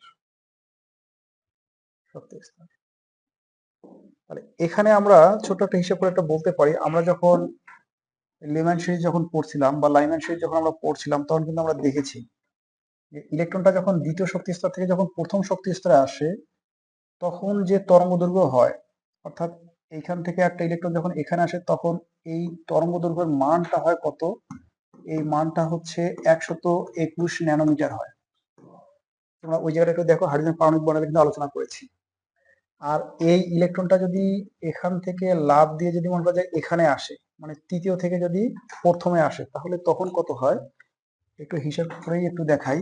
যে ল্যামডার মানটা তৃতীয় থেকে যখন একে আসবে, তখন হচ্ছে 3 3 হচ্ছে 9, 9 গুণন হচ্ছে 1, আর নিচে হচ্ছে 10 9 6 7 8 ডবল 0, আর গুণন হচ্ছে 9 থেকে 1 বাদ দিলে হচ্ছে 8। আর কি করতে হবে, 9 ভাগ হচ্ছে অ্যান্সার, তাহলে হচ্ছে হ্যাঁ 102, তখন এটা হচ্ছে 102 ন্যানোমিটার। তার মানে হচ্ছে যখন এই ইলেকট্রনটা, আর একটা তাহলে কথা বলি, আমরা তাহলে যদি এখন এই যে 13.6 একে যদি আমরা ভাগ করি 9 দ্বারা, তাহলে আমরা এর মানটা পাবো -1.51 ইলেকট্রন ভোল্ট, 51 ইলেকট্রন ভোল্ট। এখন একটা বিষয় আছে যে এইখান থেকে যখন একটা ইলেকট্রন এখানে আসে, তখন যে রেখাটা তৈরি করে, তখন যে বনের রেখাটা তৈরি করে এখানে, এইটার তরঙ্গ দৈর্ঘ্যের মান হচ্ছে 121 ন্যানোমিটার, 121 ন্যানোমিটার। আর এখান থেকে যখন এখানে আসে, তখন যে রেখাটা তৈরি করে, তখন এই মানটা হচ্ছে 102 ন্যানোমিটার। এই রেখাটা তখন হয় 102 ন্যানোমিটার। তাহলে একটা বিষয় খেয়াল করে দেখো তো, একটা বিষয় কি বোঝা যাচ্ছে না, যে যদি ইলেকট্রনটা দ্বিতীয় শক্তি স্তর থেকে প্রথম শক্তি স্তরে আসে, তখন যে তরঙ্গ দৈর্ঘ্যের আলো পাওয়া যায় সেটা হচ্ছে 121 ন্যানোমিটারের, আর যখন তৃতীয় থেকে যখন প্রথমে আসে, তখন পাওয়া যায় 102 ন্যানোমিটারের। তাহলে 121 এবং 102 এর মাঝে তো আরো তো অনেকগুলো সংখ্যা আছে, যেমন 115 ন্যানোমিটার আছে। আর এই দুই শক্তিস্তর ছাড়া ইলেকট্রন তো আর ধাপান্তরিত হতে পারবে না, কারণ এই দুই শক্তিস্তর মধ্যে আর কোনো শক্তিস্তর নাই। যদি এমনটা হতো যে এই দুই শক্তিস্তরের মাঝখানে যদি আরেকটা যদি শক্তিস্তর থাকতো, সে যদি এরকমটা হতো, যদিও এটা হওয়া সম্ভব না, ঠিক আছে, মনে করা যাক যে একটা দেখাই। মনে করো যে এই লাল দাগটা শুট করবে, হ্যাঁ, তো মনে করা যাক যে এই যে আমাদের এই রেখাটা, এই যেখানে n ইকুয়াল, এটা হচ্ছে আমাদের n ইকুয়াল হচ্ছে 2, এটা হচ্ছে n ইকুয়াল হচ্ছে 2, আর এইটা হচ্ছে আমাদের n ইকুয়াল 3, এইভাবে আছে। কিন্তু এই দ্বিতীয় এবং তৃতীয় শক্তি স্তরের মাঝখানে এইরকম লাল দাগের মতো আর কোনো শক্তি স্তর নেই, কারণ শক্তি স্তরগুলো পূর্ণ সংখ্যা হবে, 1 হবে, 2 হবে, 3 হবে, কিন্তু 2.5 হবে না, 3.25 হবে না, 3.25 হবে না। ঘটনাটা খেয়াল করে দেখো, বোরের পরম মডেলে দিয়ে কিন্তু চলে যাচ্ছে, ওইখানে n এর মানটা হবে পূর্ণ সংখ্যা হবে, তার মানে 2 হবে, 3 হবে, অর্থাৎ এটা হবে, কিন্তু এই মাঝখানে 2 এবং 3 এর মাঝখানে আর কোনো শক্তি স্তর নেই। তো এই যে 2 এবং 3 নম্বর শক্তি স্তরের মাঝখানে যদি আর কোনো শক্তি স্তর না থাকে, তাহলে আমরা যদি এরকম একটা বিষয় খেয়াল করে দেখি, তাহলে দেখো এখান থেকে যদি আমরা একটা শক্তি স্তর থাকতো, তাহলে এখানে নিচে আমরা আরেকটা রেখা একটা পাইতাম। তখন কি হতো, তখন হয়তোবা এমনটা হতো যে এই শক্তি স্তরটা থেকে আর একটা ধাপান্তর একটা এখানে একটা সম্ভব থাকতো, তখন হয়তোবা এই দুইটার মাঝখানে আর একটা রেখা হয়তোবা পাওয়া যেত। তো যেহেতু এই দ্বিতীয় এবং তৃতীয় শক্তি স্তরের মাঝখানে আর কোনো শক্তি স্তর নেই, তাই আমরা বলতে পারি যে 121 এবং 102 এর মাঝখানে আর কোনো তরঙ্গ দৈর্ঘ্যের রেখা পাওয়া সম্ভব না। যদি আর কোনো তরঙ্গ দৈর্ঘ্যের রেখা পাওয়া সম্ভব না হয়, তাহলে এই বর্ণালীটা কিন্তু হচ্ছে বিচ্ছিন্ন বর্ণালী হয়ে গেল। অর্থাৎ আমরা একটা কথা বলতে পারি, পারমাণবিক বর্ণরেখাগুলো বিচ্ছিন্ন হওয়ার মূল কারণ হচ্ছে পারমাণবিক শক্তি স্তরগুলো ডিসক্রিট, ভাঙা ভাঙা, মানে একটা নির্দিষ্ট দূরত্ব পর পর। এই শক্তি স্তরগুলো, পরমাণু শক্তি স্তরগুলো নির্দিষ্ট দূরত্ব পর পর হওয়ার কারণে ইলেকট্রন ধাপান্তরের ফলে যে শক্তিগুলো পায় এগুলো একটা নির্দিষ্ট দূরত্ব পর পর হয়, ফলে বর্ণরেখাগুলো একটানা না হয়ে নির্দিষ্ট একটা তরঙ্গ দৈর্ঘ্যের করে হয়ে থাকে। এই জন্য কিন্তু পারমাণবিক বর্ণালীগুলো বিচ্ছিন্ন হয়। তাহলে এখান থেকে তোমরা বেসিক যেটা মাথায় রাখবা সেটা হচ্ছে যে ইলেকট্রন ধাপান্তরের ফলে বর্ণরেখার সৃষ্টি হয়, এটা একটা কথা। 2 নম্বর কথা হচ্ছে, যেহেতু দ্বিতীয় এবং তৃতীয় শক্তি স্তরের মাঝখানে আর কোনো শক্তি স্তর নেই, তাই এখানে লাল ধাপান্তরটা সম্ভব না। লাল ধাপান্তর যদি সম্ভব না হয়, তাহলে এই যে তোমার দ্বিতীয় থেকে প্রথমে আসা আর তৃতীয় থেকে প্রথমে আসার মাঝখানে যে আমরা তরঙ্গ দৈর্ঘ্য গুলো আছে এগুলো আর আশা করতে পারি না, ফলে ওই তরঙ্গ দৈর্ঘ্য রেখাগুলো অনুপস্থিত থাকবে। ফলে হবে কি, এই রেখা বর্ণালীগুলো তখন বিচ্ছিন্ন বিচ্ছিন্ন হবে। আশা করি বিষয়টা বুঝতে পারছো। এইখানে দেখো কতিপয় মৌলের রেখা বর্ণালী দেওয়া আছে এবং পাশে নাম দেওয়া আছে, যেমন এটা একটা অবিচ্ছিন্ন, এটা হচ্ছে কন্টিনিউয়াস, এটা হচ্ছে কন্টিনিউয়াস একটা স্পেকট্রাম, কারণ এখানে নির্দিষ্ট কোনো রেখা নাই, এটা একটানা বর্ণালী। আর বাকিগুলো সব হচ্ছে রেখা বর্ণালী। তার মধ্যে এটা হচ্ছে সোডিয়ামের, এটা হচ্ছে হাইড্রোজেনের, এটা হচ্ছে ক্যালসিয়ামের, এটা হচ্ছে মার্কারির। আমরা হাইড্রোজেনটা সম্পর্কে অনেকগুলো স্টাডি করেছি, তাই হাইড্রোজেন সম্পর্কে দেখি। তাহলে হাইড্রোজেন একটা দেখো, একটা লাল দাগ, এইটা কিন্তু আমরা পেয়েছিলাম কত, 556 ন্যানোমিটার পেয়েছিলাম। এটা পেয়েছিলাম আমরা 500 না 656 ন্যানোমিটার তরঙ্গদৈর্ঘ্যে আমরা এই রেখাটা পেয়েছিলাম। ঠিক আছে, আমরা এইটা পেয়েছিলাম 486 ন্যানোমিটার তরঙ্গ দৈর্ঘ্যে। আমরা এইটা পেয়েছিলাম 434 ন্যানোমিটার তরঙ্গ দৈর্ঘ্যে, আর আমরা এইটা পেয়েছিলাম 410 ন্যানোমিটার তরঙ্গ দৈর্ঘ্যে। তার মানে হচ্ছে হাইড্রোজেন পরমাণুর ক্ষেত্রে বর্ণরেখার প্যাটার্নটা হচ্ছে এইরকম যে 656 একটা পাওয়া যাবে যেটা তৃতীয় থেকে দ্বিতীয়তে আসে, 486 একটা পাওয়া যাবে যেটা চতুর্থ থেকে দ্বিতীয়তে আসে, আর 434 একটা রেখা পাওয়া যাবে যেটা পঞ্চম থেকে দ্বিতীয়তে আসে, আর 410 একটা পাওয়া যাবে যেটা ষষ্ঠ থেকে দ্বিতীয়তে আসে। এর মাঝখানে আর কোনো শক্তিস্তর না থাকার কারণে এই রেখার মাঝখানে আর কোনো রেখা পাওয়া যাবে না। ফলে হাইড্রোজেনের ক্ষেত্রে বর্ণরেখার এই প্যাটার্নটা ফিক্সড। সুতরাং আমরা যদি একটা কোনো নমুনার পরীক্ষা করে বর্ণরেখার মানগুলো বা স্পেকট্রামগুলো তরঙ্গদৈর্ঘ্য আকারে সাজায় যদি একটা তোমার মতো এরকম একটা ব্যান্ড বা পট্টি পাই, সেই ব্যান্ড বা পট্টির সাথে আমরা এগুলো তুলনা করব, তুলনা করে দেখবো যে কারটার সাথে ম্যাচ করে, যারটার সাথে ম্যাচ করবে এই পরীক্ষণীয় নমুনাটা কিন্তু সেই মূল্যটাই নির্দেশ করবে। একটা বিষয় হচ্ছে যে এই যে সোডিয়াম, হাইড্রোজেন, ক্যালসিয়াম বা মার্কারি, এদের এক একটা ক্ষেত্রে বর্ণরেখার স্পেকট্রাম গুলো এক এক রকম কেন? এটা মনে হয় একটা কথা আছে যে ভিন্ন ভিন্ন মূলের ক্ষেত্রে রেখা বর্ণালী ভিন্ন ভিন্ন হওয়ার কারণ কি। এখানে দেখো হাইড্রোজেনের একরকম, সোডিয়ামের একরকম, ক্যালসিয়ামের একরকম, মার্কারির একরকম, তো এক একটার জন্য এক এক রকম হলো কেন? এক একটার জন্য এক এক রকম হওয়ার কারণ হচ্ছে এক একটার মধ্যে তোমার এই যে শক্তি স্তরগুলো যে আছে, শক্তি স্তরগুলোর মধ্যে ব্যবধান কিন্তু এক এক রকম। আমরা দেখেছিলাম যে, আমি একটু সহজ করে লিখি, মনে করা যাক এইটা হচ্ছে, মনে করো যে এইটা হচ্ছে একটা হাইড্রোজেন পরমাণুর প্রথম কক্ষপথ। আশা করা যায় আমরা যদি হিলিয়ামের জন্য যদি লিখি তাহলে সেটা তার চেয়ে একটু ছোট হবে, এটা খুবই স্বাভাবিক। এটা হচ্ছে তোমার হিলিয়ামের জন্য। আচ্ছা, তারপর হাইড্রোজেনের জন্য মনে করা যাক যে দ্বিতীয় কক্ষপথটা, বা দ্বিতীয় কক্ষপথটা একটু বড় করে একটু লিখি, দ্বিতীয় কক্ষপথটা হচ্ছে এইরকম এইরকম। ওই সময়ে আমরা যদি হিলিয়ামের জন্য যদি লিখি তাহলে হয়তো আমরা এরকম একটা পাবো, এরকম একটা পাবো।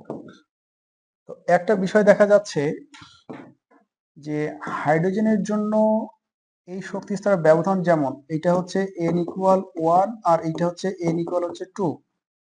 এটা হচ্ছে হিলিয়ামের জন্য, হুম, এটা হচ্ছে হিলিয়ামের জন্য, আর এইটা হচ্ছে হাইড্রোজেনের জন্য।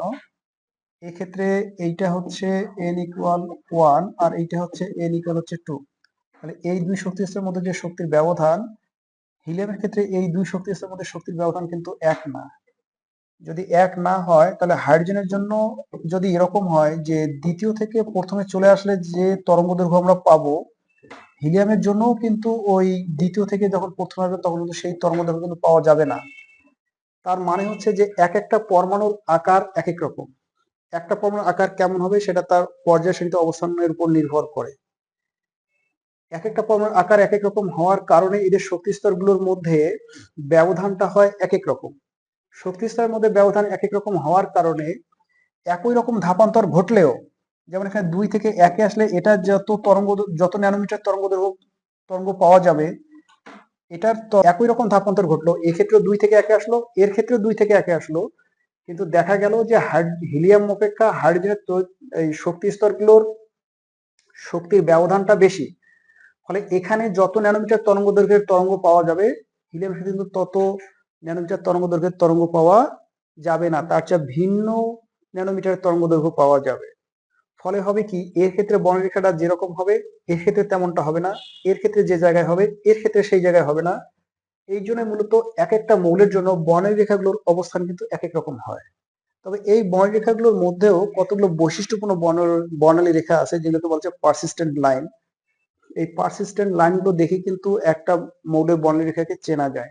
তাহলে এখন আমি একটু ফাইনাল একটু করে দেই, সেটা হচ্ছে যে প্রথম কথা হচ্ছে যে রেখা বর্ণালীগুলো বিচ্ছিন্ন কেন হওয়ার মূল কারণ হচ্ছে যে এই শক্তি স্তরগুলো একটা থেকে আরেকটা বিচ্ছিন্ন, গায়ে গায়ে লাগানো না। যদি গায়ে গায়ে লাগানো থাকতো তাহলে রেখাগুলো কিন্তু কাছাকাছি থাকতো এবং একটা কন্টিনিউয়াস হতো। 2 নম্বর কথা হচ্ছে যে এই রেখা বর্ণালী থেকে আমরা কিভাবে একটা মৌলকে শনাক্তকরণ করব। যেহেতু এক একটা মৌলের জন্য রেখা বর্ণালীর প্যাটার্ন এক এক রকম, এই প্যাটার্নগুলো যেহেতু এক এক রকম, তাই পরীক্ষণীয় নমুনার নিয়ে বিশ্লেষণ করে আমরা প্রথমে একটা রেখা বর্ণালীর প্যাটার্ন আমরা একটা নির্ধারণ করব। করে ওই প্যাটার্নটাকে আমাদের স্ট্যান্ডার্ড প্যাটার্ন যে আছে, এগুলো স্ট্যান্ডার্ড প্যাটার্ন, এগুলোর সাথে তুলনা করব কার সাথে ম্যাচ খায়। যেমন মনে করা যায় যে আমাদের পরীক্ষণীয় গ্যাসটা এমন একটা গ্যাস ছিল যার আমরা নাম জানি না, তবে ওই গ্যাসটার স্পেকট্রাম লাইনগুলো আমরা হিসেব নিকেশ করে দেখলাম যে প্রথমে আমরা একটা লাল পাইলাম, তারপর একটা আসমানি পাইলাম, তারপর একটা নীল পাইলাম, তারপর একটা বেগুনি পাইলাম।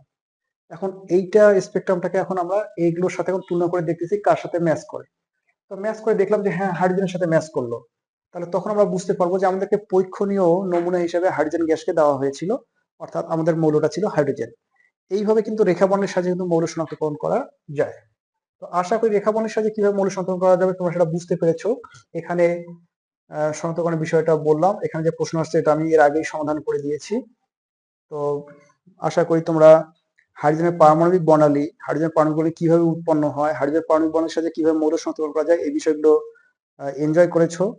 মজার বিষয় হচ্ছে যে এইটা কিন্তু তোমাদের বই খুবই অস্পষ্ট ভাবে দেয়া আছে, সুতরাং ভিডিওটা যদি প্রথমবার যদি বোঝা না যায় তাহলে অন্তত 2-1 বার দেখে দেখে তারপর কিন্তু তোমরা একটু বোঝার চেষ্টা করো। তো সে পর্যন্ত ভালো থাকো। Thank you very much.